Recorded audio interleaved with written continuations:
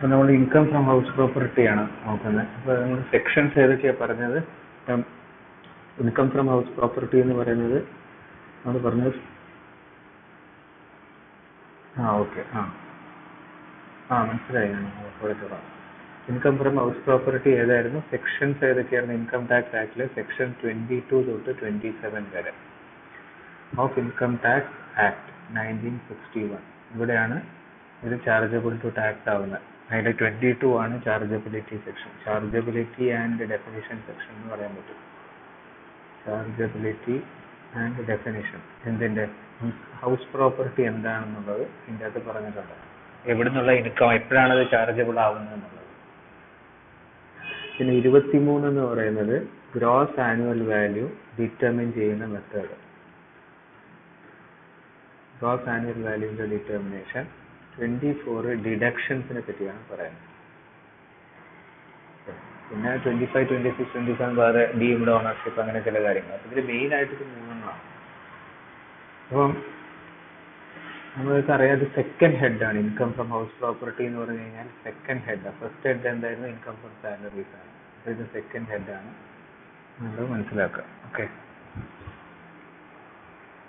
അപ്പം ഇതിൻ്റെ അകത്ത് മെയിൻ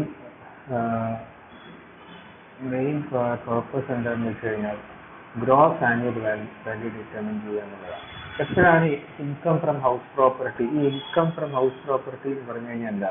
നമ്മുടെ കയ്യിലൊരു ഹൗസ് ഉണ്ട്, ഹൗസ് പ്രോപ്പർട്ടി ഉണ്ട്. ആ ഹൗസ് പ്രോപ്പർട്ടി ഞാൻ റെന്റിന് കൊടുക്കുന്ന സമയത്ത് ഇതിനെ വേറൊരു ലെറ്റ് ഔട്ട് ചെയ്യാൻ പറ്റും. ലെറ്റ് ഔട്ട് ചെയ്യുന്ന സമയത്ത് എനിക്കൊരു വീടുണ്ട്, ഞാൻ ആ വീട് ലെറ്റ് ഔട്ട് ചെയ്ത് കഴിഞ്ഞാൽ എനിക്ക് അതിൻ്റെ അകത്ത് റെന്റ് കിട്ടും.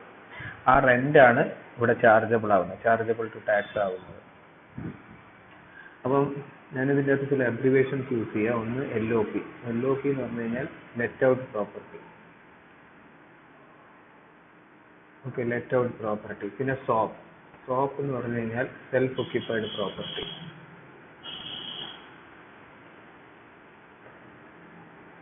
ഓക്കെ, ഇപ്പം എനിക്കിപ്പം ഒരു വീടുണ്ട്, ആ വീട്ടിൽ ഞാൻ താമസിക്കുകയാണ്. അപ്പോൾ അത് സെൽഫ് ഒക്യുപ്പൈഡ് പ്രോപ്പർട്ടിയാണ്. അപ്പോൾ സെൽഫ് ഒക്യുപ്പൈഡ് പ്രോപ്പർട്ടിയുടെ ഒരു ഇമ്പോർട്ടൻസ് എന്താണെന്ന് വെച്ച് കഴിഞ്ഞാൽ അതിന്റെ നെറ്റ് അസറ്റ് വാല്യൂ എന്ന് പറയുന്നത് നില്ലായിരിക്കും. എന്താണ് നെറ്റ് അസറ്റ് വാല്യൂ എന്ന് പറഞ്ഞാൽ? നെറ്റ് അസറ്റ് വാല്യൂ എന്ന് പറഞ്ഞാൽ ഈ ഗ്രോസ് അസറ്റ് വാല്യൂവിൽ നിന്ന് മുനിസിപ്പൽ ടാക്സ്. അപ്പോൾ എനിക്കൊരു വീടുണ്ടെങ്കിൽ ഞാൻ മുനിസിപ്പാലിറ്റിക്ക് ടാക്സ് കൊടുക്കുന്നുണ്ടാവുമല്ലോ, ആ ടാക്സ് സബ്ട്രാക്ട് ചെയ്താൽ ഈ മുനിസിപ്പൽ ടാക്സ് ഓണർ ആയിരിക്കണം കൊടുക്കുന്നത്. ഓണർ കൊടുക്കുന്ന മുനിസിപ്പൽ ടാക്സ് സബ്ട്രാക്ട് ചെയ്താൽ കിട്ടുന്ന വാല്യൂ ആണ് നെറ്റ് ആനുവൽ വാല്യൂ എന്ന് പറയുന്നത്. Gross annual value minus municipal tax ആണ് നെറ്റ് ആനുവൽ വാല്യൂ. ഒരു പ്രോപ്പർട്ടി സെൽഫ് ഒക്യുപ്പൈഡ് ആണെന്നുണ്ടെങ്കിൽ അതിന്റെ നെറ്റ് ആനുവൽ വാല്യൂ നില്ലാണ്. അതാണ് സെൽഫ് ഒക്യുപ്പൈഡ് പ്രോപ്പർട്ടിയുടെ ഒരു ഇമ്പോർട്ടൻസ്. അപ്പൊ എത്ര സെൽഫ് ഒക്യുപ്പൈഡ് പ്രോപ്പർട്ടി വരെ ആവാം? അപ്പൊ അതാണ് ഞാൻ ഇന്നലെ പറഞ്ഞു. ഇപ്പൊ ക്രിക്കറ്റേഴ്സിനൊക്കെ, ഇപ്പൊ വിരാട് കോഹ്ലിക്ക് 4 വീടുണ്ടെന്ന് വിചാരിക്കുക. ബോംബെ, കൽക്കട്ട, മദ്രാസ്, ഡൽഹി, 4 സ്ഥലത്തും വീടുണ്ട്. 4 പേർക്ക് സെൽഫ് ഒക്യുപ്പൈഡ് ആക്കിയിട്ട് net asset value, net annual value, asset എന്ന് വരുന്ന ക്യാപിറ്റൽ ഗെയിൻസ് ഒന്നും മാറി വരുന്ന തെറ്റി വരുന്നതാണ്. നെറ്റ് ആനുവൽ വാല്യൂ 4 എണ്ണത്തിനും അയാൾക്ക് നില്ലായിട്ട് എടുക്കാൻ പറ്റുമോ? പറ്റില്ല. ഇൻകം ടാക്സ് പറയുന്നത് 2 എണ്ണം വരെയാണ്. അപ് ടു 2 നമ്പേഴ്സ് ഒരാൾക്ക് സെൽഫ് ഒക്യുപ്പൈഡ് പ്രോപ്പർട്ടി ആവും. 2 എണ്ണത്തിൽ കൂടെ 3ാമത്തെ വീടിന് എന്തായാലും അതിൽ നിന്ന് വരുന്ന ഇൻകത്തിന് ടാക്സ് കൊടുക്കേണ്ടി വരും. പക്ഷെ ഞാൻ 3ാമത്തെ, എനിക്ക് 3 വീടുണ്ട്, 2 എണ്ണം ഞാൻ സെൽഫ് ഒക്യുപ്പൈ ചെയ്യാന്ന് വിചാരിച്ചു. 2 എണ്ണം എങ്ങനെ സെൽഫ് ഒക്യുപ്പൈ എന്ന് വെച്ചാൽ എങ്ങനെ ഏതെങ്കിലും രീതിയിൽ ഞാൻ അത് ഇൻകം ടാക്സ് പെർമിറ്റ് ചെയ്യുന്നുണ്ട്. 2 എണ്ണം എനിക്ക് സെൽഫ് ഒക്യുപ്പൈ ചെയ്യാൻ വേണ്ടിയിട്ട്. അതായത് അതുവരെ അതിനകത്ത് ഇൻകം നെറ്റ് ആനുവൽ വാല്യൂ എന്നുള്ളത് നില്ലായിട്ട് എടുക്കാൻ പറ്റും. 3ാമത്തത് ഞാൻ വേക്കന്റ് ആയിട്ട് ഇട്ടിരിക്കുകയെന്ന് വെക്കുക. അതിൽ ഞാൻ ഒക്യുപ്പൈ ചെയ്യുന്നില്ലെങ്കിൽ കൂടെ അതിനെ deemed to be let out ആയിട്ടാണ് ഇൻകം ടാക്സ് എടുക്കുന്നത്. എന്നിട്ട് അതിന്റെ മുകളിൽ ടാക്സ് ചെയ്യും. Deemed to be let out, അതാണ് ഡെല്ലോപ്പ് എന്ന് പറയുന്നത്. അപ്പൊ ലോപ്പ്, സോപ്പ്, ഡെല്ലോപ്പ്, ഇത് 3 എണ്ണമാണ് ഉള്ളത്. ഒന്ന് ലെറ്റ് ഔട്ട്, മറ്റേത് സെൽഫ് ഒക്യുപ്പൈഡ്, മറ്റേത് deemed to be let out property. അപ്പൊ ഞാൻ നേരത്തെ പറഞ്ഞ എക്സാമ്പിൾ, ഇപ്പൊ വിരാട് കോഹ്ലിക്ക് 4 വീടുണ്ടെങ്കിൽ അയാൾക്ക് ഇഷ്ടമുള്ള ഏതെങ്കിലും 2 എണ്ണം അയാൾക്ക് സോപ്പ് ആയിട്ട് എടുക്കാം, സെൽഫ് ഒക്യുപ്പൈഡ് പ്രോപ്പർട്ടി ആയിട്ട് എടുക്കാം. മറ്റേ 2 എണ്ണത്തിന്റെ മുകളിൽ ഗവൺമെന്റ് ടാക്സ് ചുമത്തും. അത് അയാൾ ശരിക്കും അയാൾ റെന്റിന് കൊടുത്തിരിക്കുകയാണെന്നുണ്ടെങ്കിൽ, ആ ലെറ്റ് ഔട്ട് ചെയ്തിട്ടുണ്ടെന്നുണ്ടെങ്കിൽ അതിന്റെ അകത്ത് കിട്ടുന്ന റെന്റിന്റെ മുകളിലായിരിക്കും ഗവൺമെന്റ് ടാക്സ് ചെയ്യുന്നത്. ഇനി സപ്പോസ് അയാളത് റെന്റിനൊന്നും കൊടുത്തിട്ടില്ല എന്ന് വെക്കുക, അപ്പൊ അത് deemed to be let out property ആയിട്ട് എടുത്തിട്ട് അതിന്റെ മുകളിൽ ടാക്സ് വരും. അപ്പൊ ഇത് ക്വസ്റ്റ്യൻ ഇപ്പൊ ലോപ്പ് ആണെങ്കിലും ഡെവലപ്പ് ആണെങ്കിലും എങ്ങനെയാണ് ഈ gross asset value gross annual value calculate ചെയ്യുക എന്നുള്ളതാണ് ഇവിടുത്തെ ക്വസ്റ്റ്യൻ. സെൽഫ് ഒക്യുപ്പൈഡ് പ്രോപ്പർട്ടി ആണെങ്കിൽ അതിന്റെ നെറ്റ് ആനുവൽ വാല്യൂ നില്ലാണെന്ന് നമ്മൾ പഠിച്ചു. ഇനി ഇതിന്റെ അകത്ത് നമ്മൾ 3 ഡിഡക്ഷൻസിനെ പറ്റി ഞാൻ തന്നെ ബ്രീഫ് ആയിട്ട് പറഞ്ഞു. അതായത് ഈ മുനിസിപ്പൽ ടാക്സ് എന്ന് പറഞ്ഞ D1 first deduction, second 2 deductions കൂടിയുണ്ട്, C2 ആൻഡ് D3. ഈ ഡിഡക്ഷൻ 2 എന്ന് പറയുന്നത് സെക്ഷൻ 24A D3 എന്ന് പറയുന്നത് സെക്ഷൻ 24B വരുന്നത്. ഈ D2 എന്ന് പറയുന്നത് എന്താണെന്ന് വെച്ച് കഴിഞ്ഞാൽ സ്റ്റാൻഡേർഡ് ഡിഡക്ഷൻ. അതായത് 30% of the net annual value എടുക്കും. അതാണ് നമ്മൾ ആദ്യം നെറ്റ് ആനുവൽ വാല്യൂ കണ്ടുപിടിക്കും. ഫസ്റ്റ് നമ്മൾ ഗ്രോസ് ആനുവൽ വാല്യൂ കണ്ടുപിടിക്കും. എന്നിട്ട് അതിൻ്റെ അകത്ത് മുനിസിപ്പൽ ടാക്സ്, ഇവിടെയാണ് ഫസ്റ്റ് D1 വരുന്നത്. ഇതിന്റെ അകത്ത് മൈനസ് മുനിസിപ്പൽ ടാക്സ് സബ്ട്രാക്ട് ചെയ്ത് കഴിഞ്ഞാൽ നമുക്ക് നെറ്റ് ആനുവൽ വാല്യൂ കിട്ടും. ഈ നെറ്റ് ആനുവൽ വാല്യൂന്റെ 30% ആണ് D2 സ്റ്റാൻഡേർഡ് ഡിഡക്ഷൻ എന്ന് പറയുന്നത്. പിന്നെ ഇത് income from interest from borrowing. ഇപ്പൊ ഞാനൊരു വീട് ഉണ്ടാക്കാൻ വേണ്ടി ഞാൻ ലോൺ എടുത്തു. ആ ലോണിൽ എനിക്ക് ഇൻട്രസ്റ്റ്, ഞാനിപ്പോൾ SBI ലോൺ എടുത്തു, എന്റെ റേറ്റ് 11% per annum ലോൺ എടുത്തു എന്ന് വയ്ക്കുക. അപ്പൊ ഈ ലോൺ റീപേ ചെയ്യുന്നതിന്റെ ഭാഗമായിട്ട് എനിക്ക് ഇൻട്രസ്റ്റ് കൊടുക്കണമല്ലോ. ആ ഇൻട്രസ്റ്റ് ഫ്രം ബോറോയിങ്, ആ വീട് ഉണ്ടാക്കാൻ വേണ്ടി ഞാൻ എടുത്ത ലോൺ. അതുകൊണ്ടാണ് ആൾക്കാർ ഹൗസിംഗ് ലോൺ എടുക്കുന്നത്. ഹൗസിംഗ് ലോൺ എടുക്കുന്നു, ഒരു വീട് കൺസ്ട്രക്ട് ചെയ്യുന്നു. ആ വീട് കൺസ്ട്രക്ട് ചെയ്യാൻ വേണ്ടി എടുത്ത ലോണിന് അഗെയിൻസ്റ്റ് പേ ചെയ്യുന്ന ഇൻട്രസ്റ്റ് എന്ന് പറയുന്നത് നമുക്ക് ഇൻകം ഫ്രം ഹൗസ് പ്രോപ്പർട്ടി, ഇതിന് ഡിഡക്ഷൻസ് കിട്ടും. അതിൻ്റെ അകത്ത് നെറ്റ് അസറ്റ് വാല്യൂ, അതായത് net asset value minus D1, അതായത് standard deduction, minus which is 30% of the net annual value, minus D2 which is interest in borrowing. This is IHP. This is known as income from house property. ഇതാണ് ഇതിന്റെ ഒരു grand scheme, income from house property. ഇതിന്റെ മുകളിലാണ് tax വരുന്നത്. Okay, ഇതാണ് അതിന്റെ ഒരു ബ്രീഫായിട്ട്. ഇതിന്റെ അത് ഈ എൻ്റെ നോട്ടിൽ പറഞ്ഞിരിക്കുന്നതിന്റെ ഒരു ബ്രീഫ് അതാണ്. അപ്പോൾ ഇതിന്റെ അകത്ത് നമ്മൾ എന്തൊക്കെയാണ് പഠിക്കുന്നതെന്ന് വെച്ച് കഴിഞ്ഞാൽ, first when income is charged under the head income from, ഇതാണ് ചാർജബിലിറ്റി സെക്ഷൻ എന്ന് പറയുന്നത്. ആദ്യം എപ്പോഴാണ് ഇൻകം ഫ്രം ഹൗസ് പ്രോപ്പർട്ടി എന്നുള്ള ഹെഡിൽ ഇൻകം ചാർജബിൾ ആവുന്നത്, അതായത് ചാർജബിലിറ്റി, അതെന്താണെന്ന് ആദ്യം പഠിക്കുക. പിന്നെ കോമ്പോസിറ്റ് റെന്റ് എന്ന് പറഞ്ഞാൽ എന്താ സംഭവം, കോമ്പോസിറ്റ് റെന്റ് ഒരു കോൺസെപ്റ്റ് ആണ്. അപ്പൊ അതെന്താന്നുള്ളത് പഠിക്കും. പിന്നെ ആനുവൽ വാല്യൂ എങ്ങനെയാണ് ഡിറ്റർമിൻ ചെയ്യുന്നത് of different categories of house property. എന്താണ് ഡിഫറെന്റ് കാറ്റഗറീസ്? ലോഫ്, ഓക്കെ, ഇതാണ് ഡിഫറെന്റ് കാര്യം. ഒന്ന് ഞാൻ ലെറ്റ് ഔട്ട് ചെയ്തിട്ടുണ്ടെങ്കിൽ, മറ്റേ ഞാൻ സെൽഫ് ഒക്യുപ്പൈ ചെയ്യാന്നുണ്ടെങ്കിൽ, രണ്ടിൽ കൂടുതലുണ്ടെങ്കിൽ അത് deemed to be let out ആയിരിക്കും. ആ ഓരോ കാറ്റഗറീസിലും എങ്ങനെയാണ് ആനുവൽ വാല്യൂ, അത് ഗ്രോസ് ആനുവൽ വാല്യൂ ആണെങ്കിൽ ശരി, net annual value. Gross annual value കിട്ടിക്കഴിഞ്ഞാൽ പിന്നെ നെറ്റ് ആനുവൽ വാല്യൂ കിട്ടാൻ എളുപ്പമാണ്. പിന്നെ computing income from house property, എങ്ങനെയാണ് ഇൻകം കാൽക്കുലേറ്റ് ചെയ്യുന്നത്? ഇൻകം എന്ന് പറഞ്ഞാൽ IHP ഇൻകം, അതായത് എങ്ങനെയാണ് ഡിഡക്ഷൻസ് വരുന്നത്. കാരണം ഇത് ഓരോ കേസിലും പല ഡിഡക്ഷൻസ് വരിക. ലെറ്റ് ഔട്ട് ചെയ്യുമ്പോഴുള്ള ഡിഡക്ഷൻസ് അല്ല സോപ്പിലുള്ള ഡിഡക്ഷൻസ്. സോപ്പിൽ ഡിഡക്ഷൻസ് ഇല്ല, ഒരു ഓൾഡ് റെജീമിൽ മാത്രമേ ഡിഡക്ഷൻസ് ഉള്ളൂ. പിന്നെ deemed to be let out property എന്ന് പറഞ്ഞാൽ അതിന് വേറെ, ഇത് ഓൾമോസ്റ്റ് ലൈക്ക് ലോഫ് തന്നെയാണ്. പക്ഷേ ഡിഫറെന്റ് ക്ലാസസിൽ വരുന്ന ഡിഫറെന്റ് കാറ്റഗറീസ് ഓഫ് ഹൗസ് പ്രോപ്പർട്ടിയിൽ ഇൻകം കാൽക്കുലേറ്റ് ചെയ്യുന്ന മെത്തേഡ് വേറെയാണ്. പിന്നെ ടാക്സ് ട്രീ, ഇനി വേറെ unrealised rent and arrears of rent, അതെങ്ങനെ അക്കൗണ്ട് ചെയ്യും? അൺറിയലൈസ്ഡ് റെന്റ് എന്ന് പറഞ്ഞു കഴിഞ്ഞാൽ റിയലൈസ് ചെയ്യാൻ പറ്റാത്ത റെന്റ്. ഞാൻ ഒരാൾക്ക് എൻ്റെ വീട് വാടകയ്ക്ക് കൊടുത്തു. ഇപ്പം 12 മാസം, ഒരു വർഷത്തേക്ക് വാടകയ്ക്ക് കൊടുത്തു എന്ന് വെക്കുക. 12 മാസം കഴിഞ്ഞപ്പോൾ അയാൾ പോയി. പക്ഷെ അയാൾ 2 മാസം റെന്റ് എനിക്ക് തന്നില്ല, തരാതെ അയാൾ മുങ്ങി. ഞാൻ അയാളെ അടുത്ത് കുറെ ചോദിച്ചു, അയാൾ തന്നില്ല. എന്നിട്ട് അയാൾ തരാതെ അയാൾ ഒരു ദിവസം മുങ്ങിപ്പോയി, അയാളെ കിട്ടാനില്ല. അതാണ് അൺറിയലൈസ്ഡ് റെന്റ്. അപ്പൊ അൺറിയലൈസ്ഡ് റെന്റിന് ഞാൻ ഗവൺമെന്റിന്റെ അടുത്ത് ടാക്സ് എടുക്കുവോ, ഇൻകം ഫ്രം ഹൗസ് പ്രോപ്പർട്ടി എടുക്കുവോ? അതാണ്. പിന്നെ അരിയേഴ്സ് ഓഫ് റെന്റ് എന്ന് പറഞ്ഞു കഴിഞ്ഞാൽ, ഇപ്പൊ ഞാൻ എൻ്റെ വീട് വാടകയ്ക്ക് കൊടുത്തു ഒരു വർഷത്തേക്ക്. അത് കഴിഞ്ഞപ്പോൾ അയാൾ വന്നിട്ട് പറഞ്ഞു, എനിക്ക് ഈ വീട് ഒന്നും കൂടെ അടുത്ത കുറച്ച് കാലത്തേക്കും കൂടെ വേണം.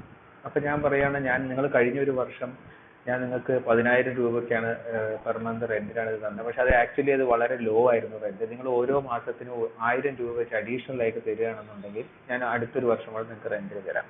അതിനാണ് ഈ അരിയേഴ്സ് എന്ന് പറയുന്നത്. അപ്പോൾ കഴിഞ്ഞ ഓരോ വർഷത്തെ ഓരോ മാസവും 1000 രൂപ വെച്ചിട്ട് അയാൾ 12,000 രൂപ എനിക്ക് തരികയാണെന്നുണ്ടെങ്കിൽ ഞാൻ അടുത്തൊരു വർഷം കൂടെ അയാൾക്ക് കൊടുക്കാമെന്ന് ഞാൻ അഗ്രി ചെയ്യുന്നു. അപ്പം കഴിഞ്ഞ പ്രാവശ്യത്തിന്റെ അരിയേഴ്സ്, കഴിഞ്ഞ വർഷത്തെ റെന്റിന്റെ അരിയേഴ്സ് എനിക്ക് ഈ വർഷം കിട്ടുകയാണ്. അപ്പൊ അത് അതിന്റെ മുകളിൽ എങ്ങനെയാണ് ടാക്സ് കാൽക്കുലേറ്റ് ചെയ്യുന്നത്. അതാണ് ഈ അൺറിയലൈസ്ഡ് റെന്റും അരിയേഴ്സും തമ്മിലുള്ള വ്യത്യാസം. അൺറിയലൈസ്ഡ് എന്ന് പറഞ്ഞു കഴിഞ്ഞാൽ ഞാൻ നിങ്ങൾക്ക് എന്റെ വീട് വാടകയ്ക്ക് തന്നു, ഒരു മാസത്തെ 10,000 രൂപ വെച്ച്. നിങ്ങൾ എനിക്ക് 1,00,000 രൂപയാണ് റെന്റ് തന്നത്. ശരിക്കും 1,20,000 രൂപ തരണ്ടേ ഒരു വർഷം? 10,000 × 12, ഓരോ മാസം 10,000. നിങ്ങൾ 2 മാസം റെന്റ് എനിക്ക് തന്നില്ല, തരാതെ നിങ്ങൾ മുങ്ങി അവിടുന്ന് പോയി, നിങ്ങളെ പിന്നെ കാണാനില്ല.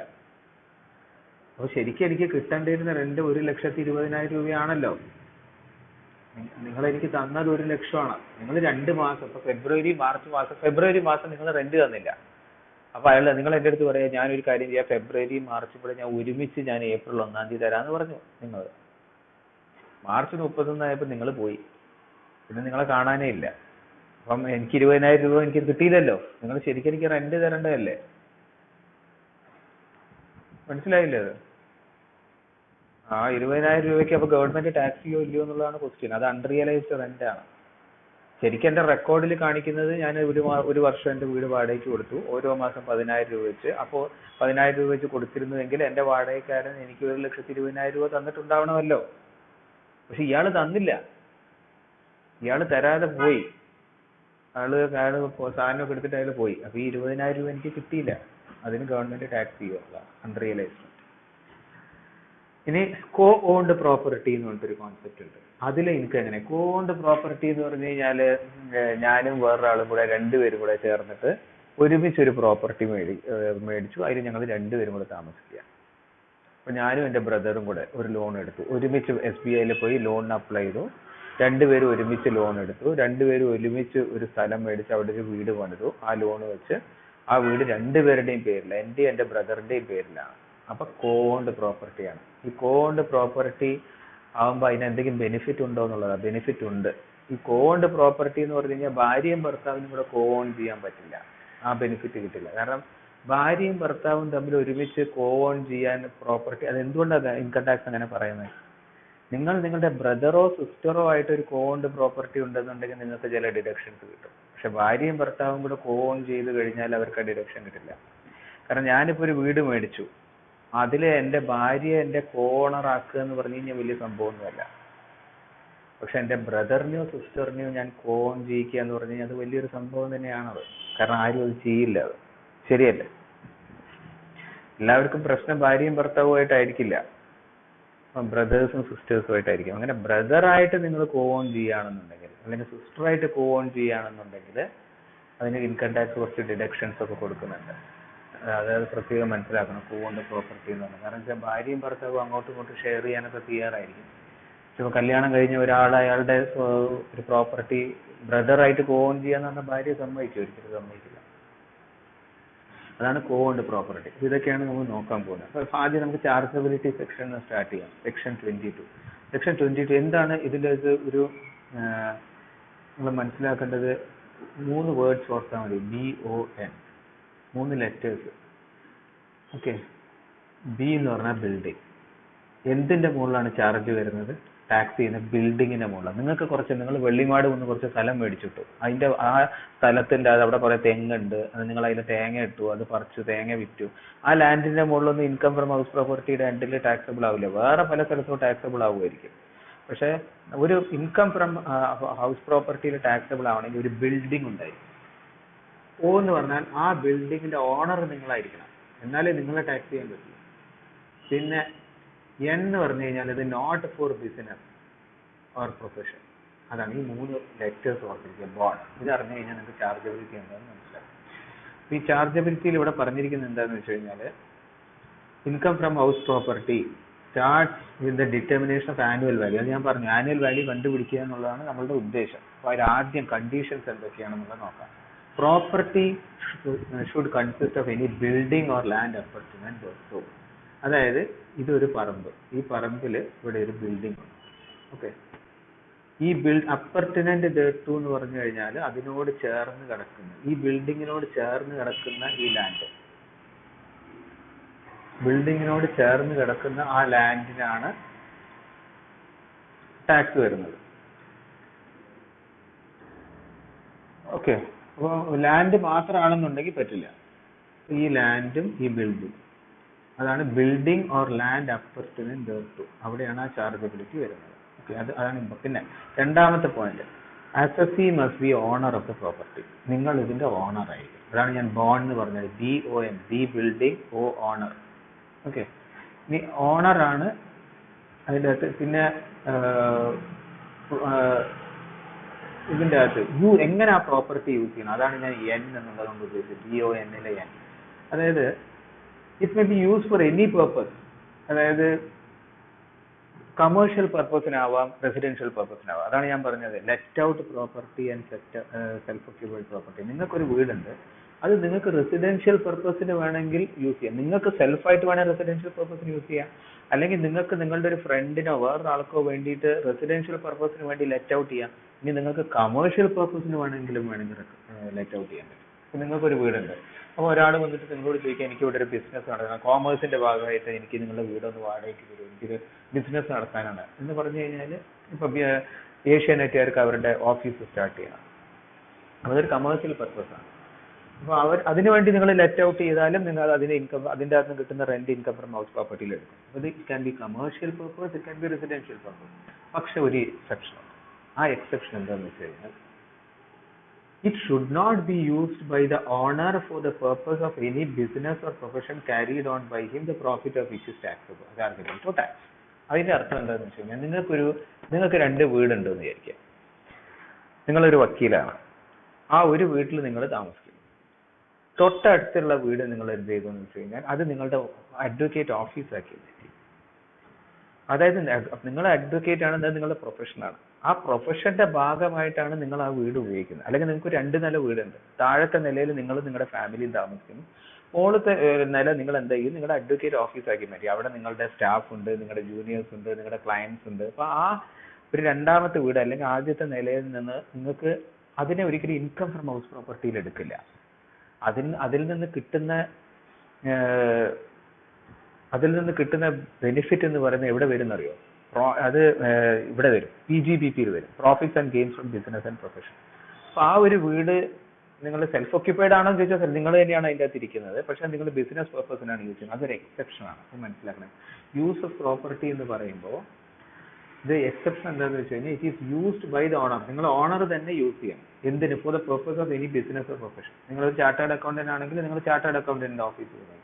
Carried on by him, the profit of which is chargeable to tax. കാരണം നിങ്ങൾ ആ ഒരു ബിൽഡിംഗ് നിങ്ങൾ നിങ്ങളുടെ പ്രൊഫഷന്റെ ഭാഗമായിട്ട് യൂസ് ചെയ്യുന്നു, ആ പ്രൊഫഷന്റെ ഭാഗമായിട്ട് നിങ്ങൾക്ക് പ്രോഫിറ്റ് കിട്ടുന്നുണ്ട്. ആ പ്രോഫിറ്റ് ചാർജബിൾ ടു ടാക്സ് ആണെന്നുണ്ടെങ്കിൽ ആ വീടിന് നിങ്ങൾക്ക് ഇൻകം ഫ്രം ഹൗസ് പ്രോപ്പർട്ടിയുടെ ഹെഡിലേക്ക് വരില്ല, അതവിടെ എക്സംപ്റ്റ് ചെയ്ത് കിട്ടും. അതാണ് അതിന്റെ 3 കാര്യങ്ങൾ ശ്രദ്ധിക്കുന്നത്. പിന്നെ സ്റ്റോക്ക് ആൻഡ് ട്രേഡ് എന്ന് പറഞ്ഞിട്ട് ഒരു property held by stock and trade. Stock and trade എന്ന് പറഞ്ഞു കഴിഞ്ഞാൽ, ഇപ്പം ഞാൻ എന്റെ ബിസിനസ് തന്നെ വീടുണ്ടാക്കുക, ഞാനൊരു ബിൽഡറാണ്. അപ്പൊ എന്റെ ജോലി എന്താണെന്ന് വെച്ച് കഴിഞ്ഞാൽ സ്ഥലം മേടിക്കുക, അവിടെ വീടുണ്ടാക്കുക, എന്നിട്ട് ആ വീട് വിൽക്കുക. അതാണ് എന്റെ ജോലി. അപ്പൊ അങ്ങനെയുള്ള ഒരാൾക്ക് ഞാനിപ്പോ എറണാകുളത്ത് കുറച്ച് സ്ഥലം മേടിച്ചു, എറണാകുളത്ത് ഒരു സ്ഥലം എടുക്കുക, പനമ്പിള്ളി നഗർ, അവിടെ കുറച്ച് സ്ഥലം മേടിച്ചു. അവിടെ ഞാൻ ലോണൊക്കെ എടുത്ത് കുറെ വീടുണ്ടാക്കി, ഒരു 10 ഫ്ലാറ്റ് ഉണ്ടാക്കി. ഈ ഫ്ലാറ്റ് ഞാൻ വിൽക്കാൻ വേണ്ടി വെച്ചിരിക്കുക, ഞാൻ അഡ്വർടൈസ് ചെയ്തു. ഈ സ്റ്റോക്ക് ഇൻ ട്രേഡ്. അപ്പൊ ഈ അഡ്വർടൈസ് ഇപ്പൊ ഞാനിപ്പം ഇന്ന് വീടുണ്ടാക്കി കഴിഞ്ഞു, ഇപ്പൊ എല്ലാം കൂടെ ഒറ്റയടിക്ക് പോവില്ലല്ലോ. ഞാനൊരു ബിൽഡറാണ്, ഇത് വിറ്റ് പോകണമെന്നുണ്ടെങ്കിൽ കുറച്ച് കാലം പിടിക്കും. അപ്പൊ അതിന് ഇൻകം ടാക്സ് എനിക്കൊരു ബെനിഫിറ്റ് തരുന്നുണ്ട്. അതിന് അങ്ങനെ കിടക്കുന്ന വീടുകളെയാണ് stock in trade. It is a stock in trade. വിൽക്കാൻ വേണ്ടി ഇങ്ങനെ സ്റ്റോക്ക് ആയിട്ട് കിടക്കുക. ആദ്യത്തെ 2 വർഷം വരെ ഇതിന് എനിക്ക് സെൽഫ് ഒക്യുപ്പൈഡ് ആയിട്ട് എടുക്കാൻ പറ്റും. മനസ്സിലായില്ലേ? ഞാനൊരു ബിൽഡർ ആണെന്നുണ്ടെങ്കിൽ, ഞാനൊരു സാധാരണക്കാരൻ, ഞാൻ ബിൽഡർ ഒന്നുമല്ല എന്നുണ്ടെങ്കിൽ എനിക്ക് 2 വീട് വരെ ഒക്യുപ്പൈ ചെയ്യാൻ പറ്റുള്ളൂ. പക്ഷെ ഞാനൊരു ബിൽഡർ ആണെന്നുണ്ടെങ്കിൽ ഞാൻ ഈ വീട് സ്റ്റോക്ക് ഇൻ ട്രേഡ് ആയിട്ട് കിടക്കുക, അത് വിൽക്കാൻ വേണ്ടി കിടക്കുകയാണ്. ആൾക്കാരായിട്ട് നെഗോസിയേഷൻ നടക്കുന്നു, ആൾക്കാർ വന്ന് നോക്കുന്നുണ്ട്, ഓരോരുത്തർ ഫ്ലാറ്റ് ബുക്ക് ചെയ്യുന്നുണ്ട്, ചിലർ അഡ്വാൻസ് തരുന്നുണ്ട്. ഇതിനൊക്കെ സമയമെടുക്കും. അപ്പൊ കുറെ കാലം അത് അങ്ങനെ വെറുതെ കിടക്കുക. അങ്ങനെ 2 വർഷം വരെ ഇൻകം ടാക്സ് പറയും, ശരി ഇതെല്ലാം നിങ്ങൾ സെൽഫ് ഒക്യുപ്പൈഡ് പ്രോപ്പർട്ടി ആയിട്ട് ഞാൻ എടുത്തോളാം, അതായത് net asset, net annual value ഒന്നും ഇല്ല, ഇതിനെ ഞങ്ങൾ ഇൻകം ഫ്രം ഹൗസ് പ്രോപ്പർട്ടിയിൽ ഞങ്ങൾ ടാക്സ് ചെയ്യില്ല. പക്ഷെ 2 വർഷം കഴിഞ്ഞു കഴിഞ്ഞാൽ പിന്നെ അതിന് ഇൻകം ഫ്രം ഹൗസ് പ്രോപ്പർട്ടിയിലേക്ക് എടുക്കാൻ തുടങ്ങും. അതാണ് ഈ പ്രോപ്പർട്ടി സ്റ്റോക്ക് ഇൻ ട്രേഡ്. അതാണ് ഇവിടെ for a period of 2 years എന്ന് പറയുന്നത്. For a period of 2 years from the end of financial year in which certificate of completion of construction of authority is obtained from the competent authority. and if such property is not let out during such period. ആ 2 വർഷത്തിനുള്ളിൽ അത് let out ചെയ്തിരിക്കണം. ഒന്നുകിൽ ഞാൻ വാടകയ്ക്ക് കൊടുത്തിട്ടുണ്ടായിരിക്കണം, അല്ലെങ്കിൽ ഇപ്പോൾ sale ആണെന്നുണ്ടെങ്കിൽ സെയിൽ ചെയ്തിരിക്കണം. ഇപ്പൊ ഞാനിങ്ങനെ കുറേ വീട് ഇങ്ങനെ ഉണ്ടാക്കി വെച്ചിട്ട് അത് ലെറ്റ് ഔട്ട് ചെയ്തില്ല എന്ന് വെച്ചിട്ട് എനിക്ക് അൺലിമിറ്റഡ് ആയിട്ടൊന്നും എനിക്ക് അതിൻ്റെ അകത്ത് എക്സെപ്ഷൻ കിട്ടില്ല. 2 വർഷം എവിടുന്ന സ്റ്റാർട്ട് ചെയ്യുന്നത്? ആ financial year in which certificate of completion, അതായത് കോമ്പീറ്റന്റ് അതോറിറ്റി ഉണ്ടല്ലോ, ആ കോമ്പീറ്റന്റ് അതോറിറ്റിന്റെ അടുത്ത് അത് കംപ്ലീറ്റ് ചെയ്തു എന്നുള്ളൊരു സർട്ടിഫിക്കറ്റ് മേടിക്കണം. ആ സർട്ടിഫിക്കറ്റ് മേടിച്ച് ഏത് ഫൈനാൻഷ്യൽ ഇയറിലാണോ എൻഡ് ചെയ്യുന്നത് അവിടെ മുതൽ, ആ ഫൈനാൻഷ്യൽ ഇയറിന്റെ എൻഡ് മുതൽ 2 വർഷം കാൽക്കുലേറ്റ് ചെയ്യും. ആ 2 വർഷം അത് സെൽഫ് ഓക്യുപ്പൈഡ്, അതിന് ഇൻകം ഫ്രം ഹൗസ് പ്രോപ്പർട്ടി ആയിട്ട് കണക്കാക്കില്ല. അപ്പൊ 4 എക്സെപ്ഷൻസ് ഓർത്തിരിക്കുക. ബി ബിൽഡിംഗ്, ഒ ഓണർ ആയിരിക്കണം, N not for business or profession, അതിന് വേണ്ടിയിട്ട് യൂസ് ചെയ്യുന്ന പ്രോപ്പർട്ടി ആയിരിക്കരുത്. പിന്നെ 4ാമത്തത് സ്റ്റോക്ക് ആൻഡ് ട്രേഡ്. ഓക്കെ, ഇതാണ് ചാർജബിലിറ്റി സെക്ഷനിൽ വരുന്നത്. ഇനി കോമ്പോസിറ്റ് റെന്റിന്റെ കോൺസെപ്റ്റ് എന്താണെന്ന് കൂടെ ബ്രീഫായിട്ട് പറഞ്ഞിട്ട് നമുക്ക് ഡിറ്റർമിനേഷനിലേക്ക് പോകാം. അപ്പോൾ ഇതൊക്കെ കോമ്പോസിറ്റ് റെന്റ് എന്ന് പറഞ്ഞു കഴിഞ്ഞാൽ വളരെ സിമ്പിൾ ആയിട്ടുള്ള ഒരു കാര്യമാണ്. എനിക്കൊരു വീടുണ്ട്, 2 നില വീടാണെന്ന് വെക്കുക. അപ്പോൾ ആ വീട്ടിലേക്ക് വലിയൊരു വീടാണ്. അപ്പോൾ ഞാൻ ആ വീടിന് എനിക്ക് റെന്റ് കിട്ടുമല്ലോ, ആ വീട് എൻ്റെ ഒരു അസറ്റാണ്. അതായത് ഞാൻ ആ വീടിന്റെ owner of a property may sometimes receive rent in aspect of building as well as. അപ്പൊ എനിക്ക് ആ ബിൽഡിംഗ് ഞാൻ വാടകയ്ക്ക് കൊടുക്കുമ്പോൾ എനിക്ക് റെന്റ് കിട്ടുമല്ലോ. അത് കൂടാതെ സപ്പോസ് ഞാൻ അതിന്റെ പുറത്തൊരു സെക്യൂരിറ്റി വെച്ചിട്ടുണ്ട്, ആ സെക്യൂരിറ്റിക്ക് ഞാൻ പൈസ കൊടുക്കണം. പിന്നെ ആ വീട്ടിൽ ഞാൻ ലിഫ്റ്റ് വെച്ചിട്ടുണ്ട്, ആ ലിഫ്റ്റിന്റെ മെയിൻ്റനൻസിനുള്ള പൈസയുണ്ട്. പിന്നെ പവർ ബാക്കപ്പ് ഉണ്ട്. അപ്പൊ ഇങ്ങനെ ചില ചെലവുകളൊക്കെ എനിക്കുണ്ടല്ലോ. അപ്പൊ അതിന്റെയൊക്കെ ഭാഗമായിട്ട് ഞാൻ നിങ്ങൾ വാടകക്കാരൻ്റെ അടുത്ത് മെയിൻ്റനൻസ് ചാർജ് എന്നുകൊണ്ട് ഞാൻ മേടിക്കുന്നുണ്ടാവും. അപ്പൊ ഞാനിപ്പോ 2 നില വീട്, താഴത്തെ നില ഒരാൾക്ക് വാടകയ്ക്ക് കൊടുത്തു, മുകളിലത്തെ നില വേറൊരാൾക്ക് വാടകയ്ക്ക് കൊടുത്തു. ഈ താഴത്തെ നിലയ്ക്ക് വാടകയ്ക്ക് കൊടുത്ത ആളുടെ അടുത്ത് എനിക്ക് റെന്റ് കിട്ടും, മുകളിലത്തെ റെന്റ് വാടകയ്ക്ക് കൊടുത്ത ആളുടെ അടുത്ത് എനിക്ക് റെന്റ് കിട്ടും. ഈ 2 പേരെടുത്തു നിന്നും ഞാൻ ഈ റെന്റ് മേടിക്കുന്നതിന് പുറമെ ഞാൻ മെയിൻ്റനൻസ് ചാർജ് കൊണ്ട് വേറെ ഒരു 5000 രൂപ വെച്ച് മേടിക്കുന്നുണ്ട്. 5000 രൂപ വെച്ച് ഓരോരുത്തരെടുത്തും ഞാൻ 10000 രൂപ വെച്ച് മേടിക്കുന്നുണ്ട് ഓരോ മാസം. അതൊരിക്കലും ഈ റെന്റിൽ നിന്ന് കിട്ടുന്നതല്ലല്ലോ, അത് ശരിക്കും ഒരു എക്സ്ട്രാ വരുന്നതാണ് റെന്റ് കൂടാതെ. അങ്ങനെയുള്ള 2 എണ്ണം വരുന്നു. ഒന്ന് റെന്റായിട്ട് വരുന്ന ബിൽഡിങ്ങിന്റെ റെന്റായിട്ട് വരുന്നതും, മറ്റേത് ഈ 3 എണ്ണത്തിന്റെ ഡിഫറെന്റ് സർവീസസിന്റെ റെന്റായിട്ട് വരുന്നതും. ഇത് അതർ റെന്റ് ആണ്. ഇത് 2ഉം കൂടെ ചേർന്ന് വരുമ്പോഴാണ് കോമ്പോസിറ്റ് റെന്റ് എന്ന് പറയുന്നത്. ഓക്കെ, ഇനി കോമ്പോസിറ്റ് റെന്റ് വരുമ്പോൾ എങ്ങനെയാണ് ടാക്സ് ട്രീറ്റ്മെന്റ് വരുന്നത്? ഇതിന്റെ അകത്ത് സം ആട്രിബ്യൂട്ടബിൾ ടു ദ, അതായത് when composite rent includes rent of the building, composite rent includes ബിൽഡിങ്ങിന്റെ റെന്റും പിന്നെ ചാർജസ് ഫോർ ഡിഫറെന്റ് സർവീസസ്. ഇതിനെ സ്പ്ലിറ്റ് ചെയ്യണം. The composite rent has to be split up in the following manner. Some attributable to use of property is to be assessed under section 22, income from assessed property. ഇനി അതായത് ബിൽഡിങ്ങിന്റെ വാടകയ്ക്ക് കൊടുത്തിട്ട് കിട്ടുന്ന rent എന്ന് പറയുന്നത് അത് ഇൻകം ഫ്രം ഹൗസ് പ്രോപ്പർട്ടിയിൽ സെക്ഷൻ 22 പറഞ്ഞ മാതിരി ചെയ്യും. അതായത് അവിടുത്തെ കണ്ടീഷൻസ് ഒക്കെ സാറ്റിസ്ഫൈ ചെയ്യണം. ബിൽഡിംഗ് ആയിരിക്കണം, ഓണർ ആയിരിക്കണം, not for business or profession ആയിരിക്കണം, പിന്നെ സ്റ്റോക്കിംഗ് ട്രേഡ് ആയിരിക്കണം. അങ്ങനെയാണെങ്കിൽ അല്ല, പിന്നെ യൂസ് ഓഫ് സർവീസസ് എന്ന് പറയുന്നത് എവിടെ പോകും? അതാണ് വ്യത്യാസം മനസ്സിലാക്കേണ്ടത്. അതായത് ഞാൻ മുകളിൽ പറഞ്ഞിരിക്കുന്ന ഈ ബിൽഡിങ്ങിൽ നിന്ന് കിട്ടുന്ന റെന്റ് എവിടെ പോകും? Income from IHP, income from house പ്രോപ്പർട്ടിയിലേക്ക് പോകും. ഈ ലിഫ്റ്റ് സർവീസ് പവർ, ഇവിടുന്ന് എനിക്ക് കുറച്ച് ഇൻകം കിട്ടില്ല, ഞാൻ പറഞ്ഞു എനിക്ക് 10000 രൂപ ഇൻകം കിട്ടി, ഇതെവിടെ പോകും? ഇത് പ്രോഫിറ്റ് ആൻഡ് ഗെയിൻ PGBPയിലേക്ക് പോകും. അതായത് അല്ലെങ്കിൽ IFOSലേക്ക് പോകും. IFOS എന്ന ഇൻകം ഫ്രം അതർ സോഴ്സസ്. ഇത് എവിടേക്ക് പോകും എന്നുള്ളത് depends on who am I. Okay, എന്റെ ജോലി തന്നെ ഇങ്ങനെ ഈ വീട് ഉണ്ടാക്കുക, വാടകയ്ക്ക് കൊടുക്കുക എന്നുള്ളതാണെന്നുണ്ടെങ്കിൽ ആ ഈ ഇൻകം 10000 രൂപ എന്ന് പറയുന്നത് it comes as A profit from my business or profession. അങ്ങനെയാണെങ്കിൽ അത് PGBP ഹെഡിലേക്ക് പോകും. ഇനി അങ്ങനെ എന്റെ ബിസിനസ് ഒന്നുമല്ല, എനിക്ക് ആകെ കൂടെ 2 വീടേ ഉള്ളൂ, ആ വീട് 2 ഞാൻ വാടകയ്ക്ക് കൊടുത്തിരിക്കുകയാണ്, അപ്പൊ അതെന്റെ ഒരു ബിസിനസ്സും പ്രൊഫഷനും ഒന്നും അല്ല, അങ്ങനെയാണെന്നുണ്ടെങ്കിൽ അത് IFOSലേക്ക് പോകും, ഇൻകം ഫ്രം അതർ സോഴ്സസിലേക്ക് പോകും. അപ്പൊ ഈ 10000 രൂപ ലിഫ്റ്റ്, സെക്യൂരിറ്റിയെ വെച്ചത്, പവർ ബാക്കപ്പ്, ഇതിന്റെയൊക്കെ ഭാഗമായിട്ട് ഞാൻ എന്റെ വാടകയ്ക്കാരിൽ നിന്ന് ചാർജ് ചെയ്യുന്ന 10000 രൂപ എന്റെ ഇൻകം ഫ്രം അതർ സോഴ്സസ് ഹെഡിലേക്കാണ് പോവുക. അതൊരിക്കലും ഇൻകം ഫ്രം ഹൗസ് പ്രോപ്പർട്ടിയിലേക്ക് പോകില്ല. ഇൻകം ഫ്രം ഹൗസ് പ്രോപ്പർട്ടിയിലേക്ക് പോകുന്നത് ഞാൻ ഈ 2 ആൾക്കാരും 2 വാടകക്കാരും എനിക്ക് വാടക തരുന്നത് മാത്രം, ആ ബിൽഡിങ്ങിന്റെ റെന്റ് ആയിട്ട് തരുന്നത് മാത്രം ഇൻകം ഫ്രം ഹൗസ് പ്രോപ്പർട്ടിയിലേക്ക് പോകും. അപ്പൊ അങ്ങനെ ഒരു ട്രീറ്റ്, അതിനാണ് കോമ്പോസിറ്റ് റെന്റ് എന്ന് പറയുന്നത്. അപ്പൊ കോമ്പോസിറ്റ് റെന്റിന്റെ ടാക്സ് ട്രീറ്റ്മെന്റ് നിങ്ങളൊന്ന് വായിച്ചു നോക്കാം. ഓക്കെ, എത്രയോടെ ഇനിയാണ് മെയിൻ ആയിട്ടുള്ള കാര്യം. ഇനി കംസ് സെക്ഷൻ 23. സെക്ഷൻ 23 ആണ് ഇതിൽ ഏറ്റവും ഇമ്പോർട്ടന്റ് ആയിട്ടുള്ള section. Determination of annual value. എങ്ങനെയാണ് ആനുവൽ വാല്യൂ ഡിറ്റർമിൻ ചെയ്യുന്നത്? അപ്പൊ ആനുവൽ വാല്യൂ ഞാൻ പറഞ്ഞു GAV, ഗ്രോസ് ആനുവൽ വാല്യൂ ഉണ്ട്, NAV, നെറ്റ് അസറ്റ് വാല്യൂ ഉണ്ട്, നെറ്റ് ആനുവൽ വാല്യൂ ഉണ്ട്. നെറ്റ് ആനുവൽ വാല്യൂ എന്ന് പറയുന്നത് ഗ്രോസ് ആനുവൽ വാല്യൂയിൽ നിന്ന് മുനിസിപ്പൽ ടാക്സ്. ഈ മുനിസിപ്പൽ ടാക്സ് രണ്ട് കാര്യങ്ങൾ ഇതിനെ ശ്രദ്ധിക്കണം. ഒന്ന്, ഓണർ കൊടുത്തായിരിക്കണം.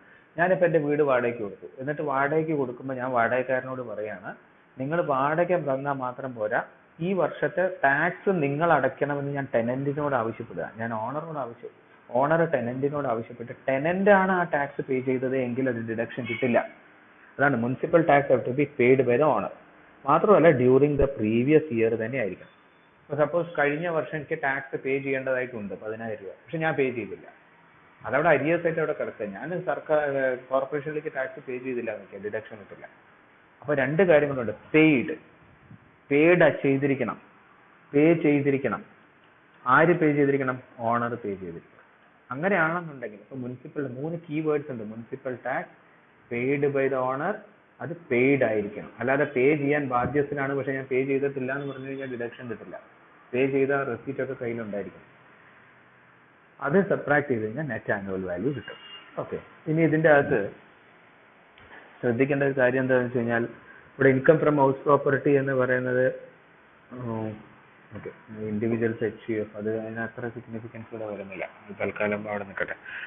അപ്പം നമുക്ക് ഇനി ഇവിടെ കോൺസെൻട്രേറ്റ് ചെയ്യാം. എങ്ങനെയാണ് നെറ്റ് ഗ്രോസ് ആനുവൽ വാല്യൂ എങ്ങനെ കാൽക്കുലേറ്റ് ചെയ്യും എന്നുള്ളത് നോക്കാം. ഗ്രോസ് ആനുവൽ വാല്യൂ ഓരോന്നിനും ഓരോ രീതിയിൽ. അതായത് ഇപ്പോൾ ലെറ്റ് ഔട്ട് ഹൗസ് പ്രോപ്പർട്ടി ആണ് ഒരു രീതിയിൽ, സെൽഫ് ഓക്യുപ്പൈഡ് പ്രോപ്പർട്ടി ആണ് വേറൊരു രീതിയിൽ, ഡെല്ലോപ്പ് ആണെങ്കിൽ വേറെ രീതിയിൽ, deem to be let out property. Okay. ഇതിൻ്റെ അകത്ത് പല രീതി കാണിച്ചിട്ടുണ്ട്. അപ്പം നമുക്ക് ആദ്യം ഒരു എക്സാമ്പിൾ എടുത്ത് വെച്ച് തന്നെ നോക്കാം. എക്സാമ്പിൾ എടുത്ത് വെച്ച് നോക്കുമ്പോഴാണ് പെട്ടെന്ന് മനസ്സിലാവുക. അപ്പം നമ്മളുടെ ഉദ്ദേശം എന്താ? ഗ്രോസ് ആനുവൽ വാല്യൂ കണ്ടുപിടിക്കുക എന്നുള്ളതാണ് നമ്മുടെ ലക്ഷ്യം. ഓക്കെ. അപ്പം ഇത് എവിടെയാ പറഞ്ഞിരിക്കുന്നത്? സെക്ഷൻ 23. അപ്പൊ ഇതിന്റെ മുമ്പ് 3 കോൺസെപ്റ്റ്സ് മനസ്സിലാക്കണം. എനിക്കൊരു വീടുണ്ട്. ആ വീട് ഞാൻ വാടകയ്ക്ക് കൊടുത്തു കഴിഞ്ഞാൽ ഞാൻ 10,000 രൂപ പെർ മന്തിന് വാടകയ്ക്ക് കൊടുത്തു. അപ്പൊ എനിക്ക് കിട്ടുന്ന റെന്റ് എത്രയാ? അതാണ് ആക്ച്വൽ റെന്റ്. അല്ല, ആക്ച്വൽ റെന്റ് എന്ന് പറഞ്ഞാൽ എത്രയാ? ആക്ച്വൽ റെന്റ് എത്രയാണ്? 10,000 രൂപയ്ക്ക് ഞാൻ വാടകയ്ക്ക് കൊടുത്തു. അങ്ങനെ 12 മാസം 1,20,000 രൂപയാണ് എന്ത്? അതാണ് എൻ്റെ ആക്ച്വൽ റെന്റ്. അല്ലെ? ആക്ച്വൽ റെന്റ് എന്ന് പറഞ്ഞാൽ ഞാൻ ഒരാൾക്ക് വീട് വാടകയ്ക്ക് കൊടുക്കുന്നു, അയാൾ എനിക്ക് റെന്റ് തരുന്നു, അങ്ങനെ ഓരോ മാസം റെന്റ് തരുന്നു. അതിന് 12 മാസം എനിക്ക് എത്ര റെന്റ് കിട്ടിയോ അതാണ് ആക്ച്വൽ റെന്റ്. അപ്പൊ അതിനെയാണ് ആക്ച്വൽ റെന്റ് എന്ന് പറയുന്നത്. Actual rent received or receivable, കിട്ടേണ്ടതായിട്ടുള്ള. ഇവിടെ ജയശ്രീക്ക് 5 വീടുണ്ട് ഇന്ത്യയിൽ. Jayashree owns 5 houses in India. All of which are let out.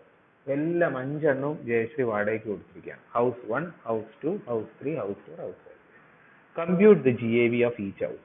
ഓരോ വീടിന്റെയും GAV കണ്ടുപിടിക്കാനാണ് ഇവിടെ പറഞ്ഞിരിക്കുന്നത്. അപ്പൊ നമുക്ക് ആദ്യത്തെ ഹൗസ് എടുക്കാം. ആ ആദ്യത്തെ ഹൗസിൽ ഒരു വർഷം ജയശ്രീക്ക് എത്ര റെന്റ് കിട്ടുന്നുണ്ട്? 72,000 രൂപ.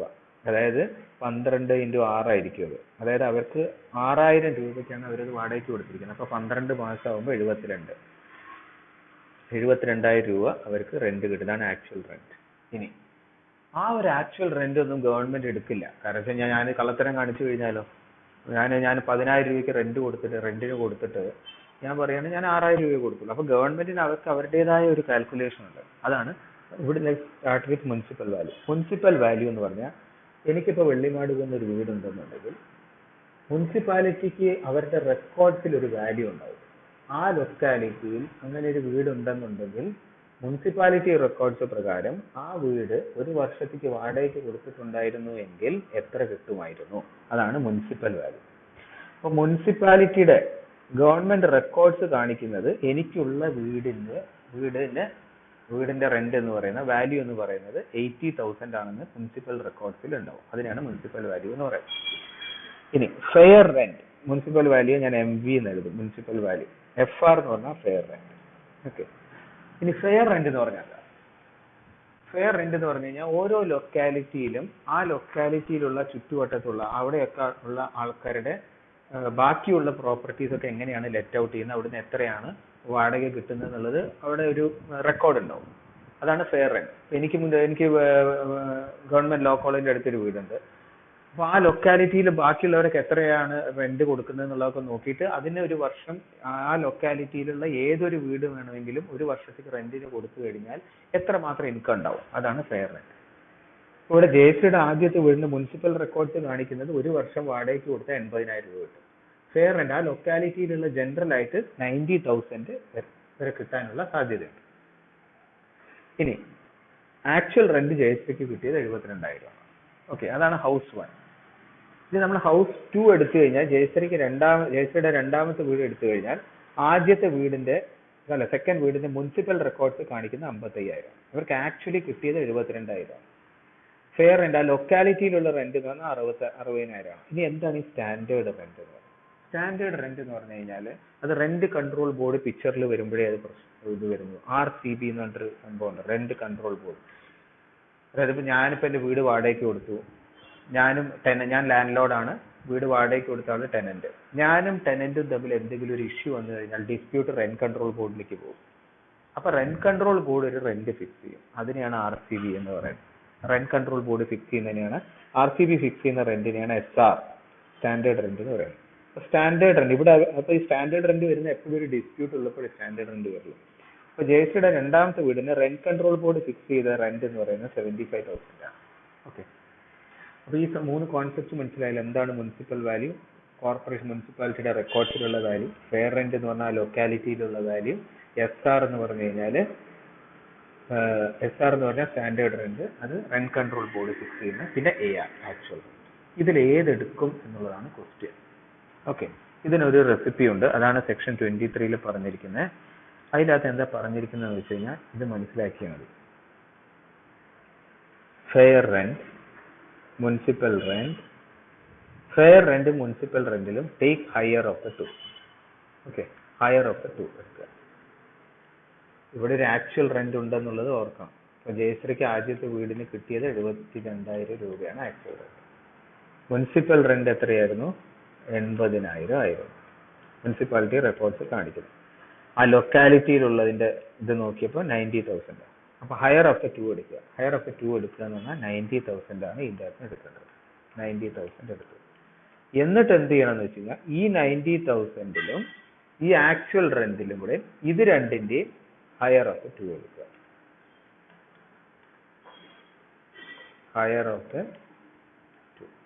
അപ്പം ഇൻകം ടാക്സ് GAV ആയിട്ട് എടുക്കാൻ പോകുന്നത് 90,000 ആയിരിക്കും.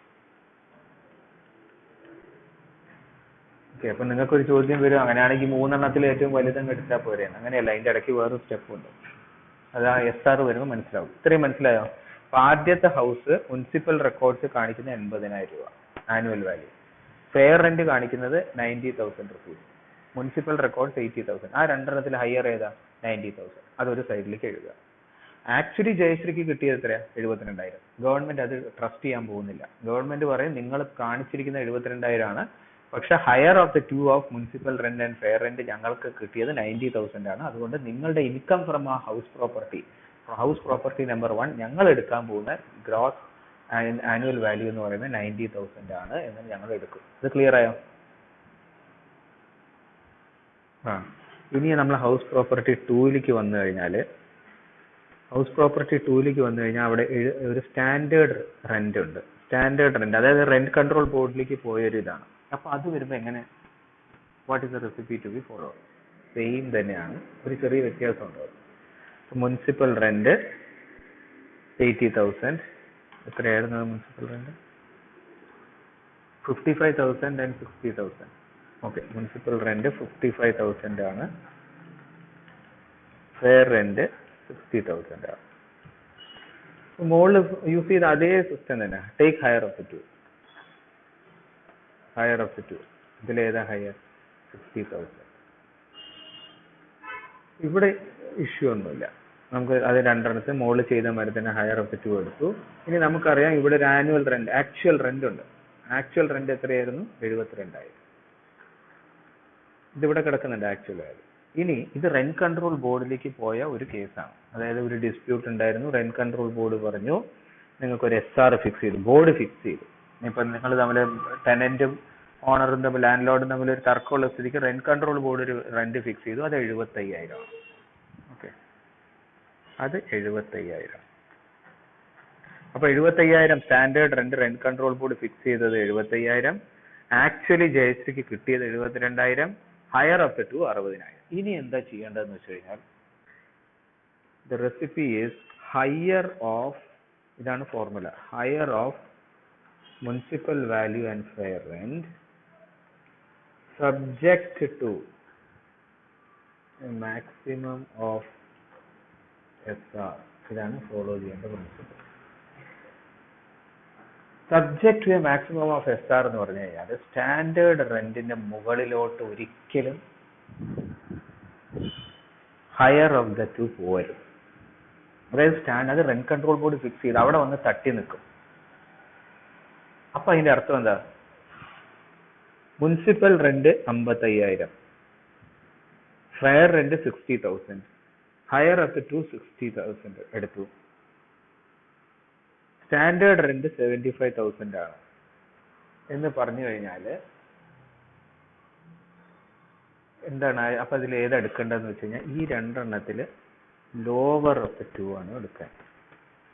ലോവർ ഓഫ് ടു എത്രയാ? 60,000. എന്താണ് ഈ subject to maximum of SR എന്ന് പറഞ്ഞാൽ?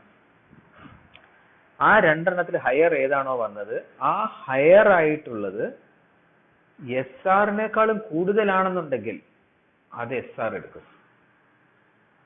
SR എന്ന് പറഞ്ഞാൽ ഇപ്പൊ ഇത് 55,000 60,000 കൂടെ ഞാൻ എടുത്തു, ഹയസ്റ്റ് എടുത്തു.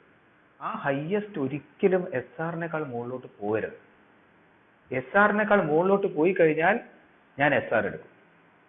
SR-ന്റെ താഴെയാണെന്നുണ്ടെങ്കിൽ ഞാൻ ആ ഹയർ ഓഫ് ദ ടു എടുക്കും. അതാണ് subject to a maximum of SR. അല്ലെങ്കിൽ എളുപ്പത്തിൽ മനസ്സിലാക്കാൻ ലോവർ ഓഫ് ദ ടു. ഞാൻ ഈ പറഞ്ഞത് ഒന്നും മനസ്സിലായില്ല എന്നുണ്ടെങ്കിൽ ലോവർ ഓഫ് ദ ടു എടുക്കുക. 60,000-ലും 75,000-ലും ഈ രണ്ടെണ്ണം കൂടെ കമ്പയർ ചെയ്തിട്ട് ഏതാണോ ചെറുത് അത് എടുക്കുക. പക്ഷെ അതിന്റെ ലോജിക്ക് അതാണ്. ആ ലോജിക്ക് മനസ്സിലായോ നിങ്ങൾക്ക്?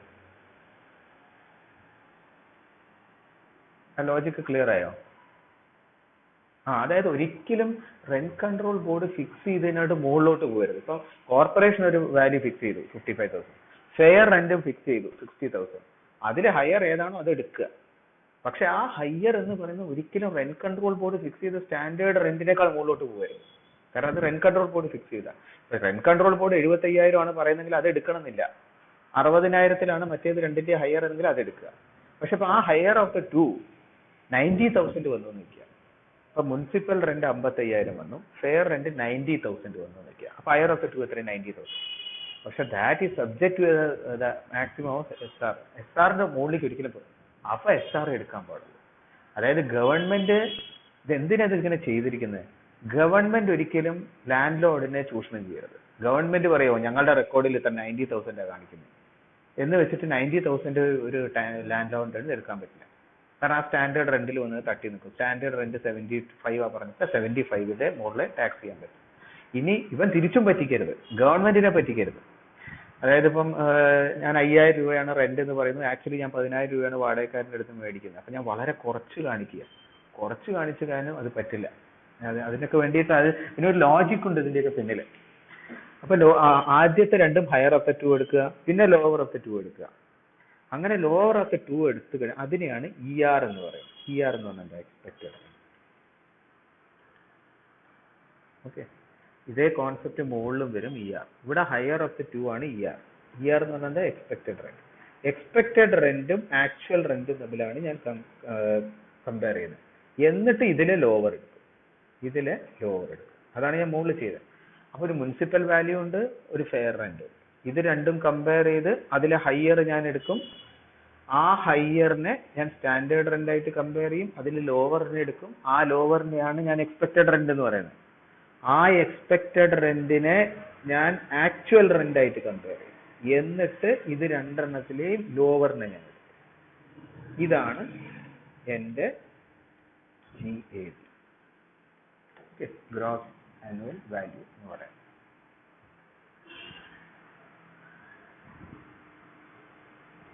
ഞാൻ ഒന്നും കൂടെ ഒന്ന് പറഞ്ഞുതരാം. അതായത് there is a municipal value, then there is a fair rent.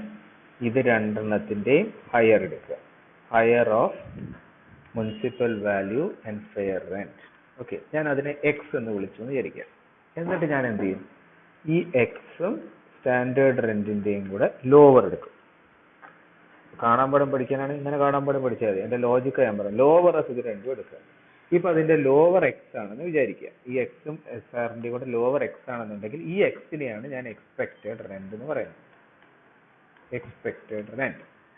എന്നിട്ട് ഈ എക്സ്പെക്റ്റഡ് റെന്റും ആനുവൽ റെന്റും കൂടെ ഞാൻ കമ്പയർ ചെയ്യും. എന്നിട്ട് ഇതിലെ ഹയർ എടുക്കും.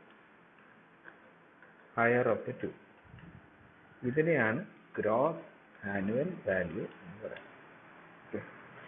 ഈ ശരിക്കും ഇങ്ങനെ ഒരു സ്റ്റാൻഡേർഡ് റെന്റിന്റെ സംഭവം അവിടെ ഇല്ല എന്നുണ്ടെങ്കിൽ ഇപ്പൊ നമുക്ക് മുനിസിപ്പൽ വാല്യൂ തന്നിട്ടുണ്ട്, ഫെയർ റെന്റ് തന്നിട്ടുണ്ട്, പിന്നെ നമുക്ക് ആനുവൽ റെന്റ് ആണെങ്കിൽ മൂന്നെണ്ണത്തിൽ ഹൈയസ്റ്റ് എടുത്താൽ മതി.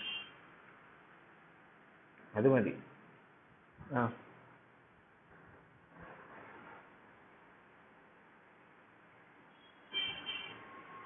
എക്സ്പെക്റ്റഡ് റെന്റും ആനുവൽ റെന്റ് അല്ല ഹയർ എടുക്കണ്ടേ?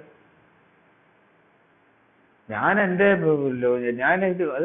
കാര്യം ചോദിക്കട്ടെ. ഇപ്പൊ എനിക്കൊരു വീടുണ്ട്, അതിലെനിക്ക് 10,000 രൂപ വെച്ച് ഞാൻ വാടകയ്ക്ക് കൊടുത്തിരിക്കുക. ഒരു വർഷം എനിക്ക് 1,20,000 രൂപ കിട്ടുമല്ലോ. ഇതാണല്ലോ ആക്ച്വൽ റെന്റ്. ഞാൻ എന്റെ വീട് നിങ്ങൾക്ക് വാടകയ്ക്ക് തന്നു. എന്നിട്ട് നിങ്ങളുടെ അടുത്ത് ഞാൻ ഓരോ മാസം 10,000 രൂപ വെച്ച് മേടിക്കുന്നുണ്ട്. ഒരു വർഷം കഴിഞ്ഞപ്പോൾ എന്റെ ഇൻകം എത്രയല്ലേ? ഇതല്ലേ എന്റെ ആക്ച്വൽ റെന്റ് അല്ലേ? പക്ഷെ ഞാൻ റെക്കോർഡിൽ കാണിക്കുന്ന 1000 രൂപ ഉള്ളൂ എന്ന് വെക്കുക. നിങ്ങൾ എന്റെ ഫ്രണ്ടാണ്, അതുകൊണ്ട് ഞാൻ 1000 രൂപയ്ക്കാണ്. അപ്പൊ എന്റെ റെക്കോർഡ് കാണിക്കുന്നത് എത്രയാണ്? 12,000 രൂപയല്ലേ? ഇതല്ലേ എന്റെ ആക്ച്വൽ റെന്റ്? ഇതല്ലേ എന്റെ ആക്ച്വൽ റെന്റ് റെക്കോർഡിൽ ഞാൻ കാണിക്കുന്നത്? അപ്പൊ ഞാൻ പറ്റിക്കല്ലേ ചെയ്യുന്നത് ഗവൺമെന്റിന്? നിങ്ങൾ പറഞ്ഞ ലോവർ എടുത്തു കഴിഞ്ഞാൽ ആക്ച്വൽ റെന്റ് 12,000. പക്ഷെ മുനിസിപ്പൽ റെക്കോർഡ്സ് കാണിക്കുന്ന വലിയൊരു വാല്യൂ ആയിരിക്കില്ലേ? അല്ലെങ്കിൽ ആ ലൊക്കാലിറ്റിയിലുള്ള വീടിന്റെ റെക്കോർഡ്സ് നോക്കിക്കഴിഞ്ഞാൽ, അല്ലെങ്കിൽ റെന്റ് കൺട്രോൾ ബോർഡ് ഫിക്സ് ചെയ്യുന്നത്, ഇതെല്ലാം നോക്കിക്കഴിയുമ്പോൾ എനിക്കൊരു വാല്യൂ കിട്ടിയെന്ന് വെക്കുക, 1,10,000. ഇതാണ് എക്സ്പെക്റ്റഡ് റെന്റ്. ഞാൻ റെക്കോർഡിൽ കാണിച്ചിരിക്കുന്ന ആനുവൽ റെന്റ് 12,000 രൂപ. ആക്ച്വലി ഞാൻ നിങ്ങളുടെ അടുത്ത് 1,20,000 രൂപ മേടിച്ചിട്ടുണ്ട്. പക്ഷെ ഞാനിത് ഗവൺമെന്റിന്റെ അടുത്ത് പറയാം, ഞാനിങ്ങനെ അവരെന്റെ ഫ്രണ്ട് ആയതുകൊണ്ട് ഞാൻ 1000 രൂപയ്ക്കാണ് വാടകയ്ക്ക് കൊടുത്തിരിക്കുന്നത്. അപ്പൊ 12 × 1000 12,000 രൂപ. Actual rent 12,000. അപ്പൊ ഇത് നിങ്ങൾ പറഞ്ഞാൽ ഇത് രണ്ടിലും ലോവർ എടുത്തു കഴിഞ്ഞാൽ government and income from house property 12,000 ആയിട്ടല്ലേ എടുക്കുക? മനസ്സിലായോ?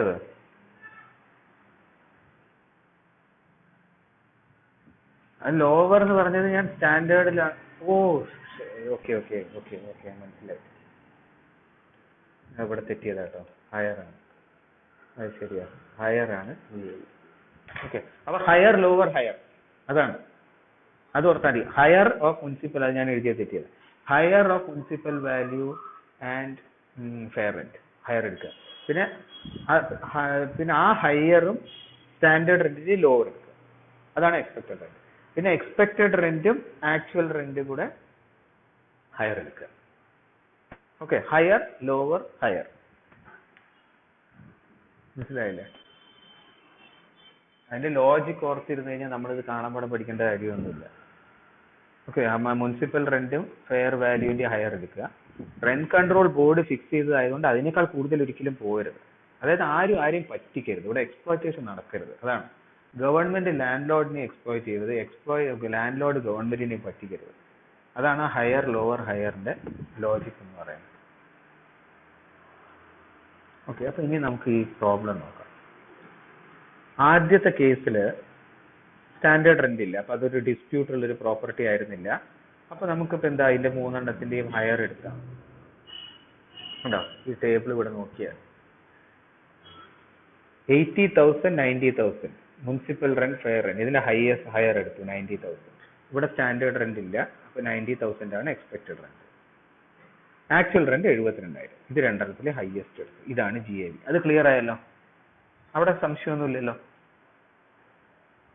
അത് വളരെ സിമ്പിൾ ആണ്. SR വരുമ്പോഴാണ് പ്രശ്നം വരുന്നത്. ഇപ്പൊ മുനിസിപ്പൽ വാല്യൂ, രണ്ടാമത്തെ വീട്ടിൽ 55,000 രൂപ മുനിസിപ്പൽ വാല്യൂ, ഫെയർ റെന്റ് എന്ന് പറയുന്നത് 60,000. അപ്പൊ ഇത് രണ്ടെണ്ണത്തിലെ ഹയർ എടുക്കണം. ഹയർ ലോവർ ഹയർ ആണല്ലോ. ഇത് രണ്ടെണ്ണത്തിലെ ഹയർ എടുത്തു കഴിഞ്ഞാൽ 60,000. ഈ 60,000 സ്റ്റാൻഡേർഡ് റെന്റ് ആയ 75,000 ആയിട്ട് കമ്പയർ ചെയ്യുക. എന്നിട്ട് ഇതിലെ ലോവർ എടുക്കുക. അതെന്തുകൊണ്ടാണെന്ന് വെച്ച് കഴിഞ്ഞാൽ 75,000 വരെ ആവാം. 75,000 മുകളിൽ ഒരിക്കലും ആവരുത്. പക്ഷെ കിട്ടിയത് 60,000 ആണെങ്കിൽ അത് എടുക്കുക. അപ്പൊ ഇതാണ് എക്സ്പെക്റ്റഡ് റെന്റ്. ആക്ച്വലി 72. അപ്പൊ എക്സ്പെക്റ്റഡ് റെന്റ് 60,000, 72,000 ഇതിൽ ഹയർ എടുക്കുക. അതാണ് 72,000. അതാണ് ഗ്രോസ്.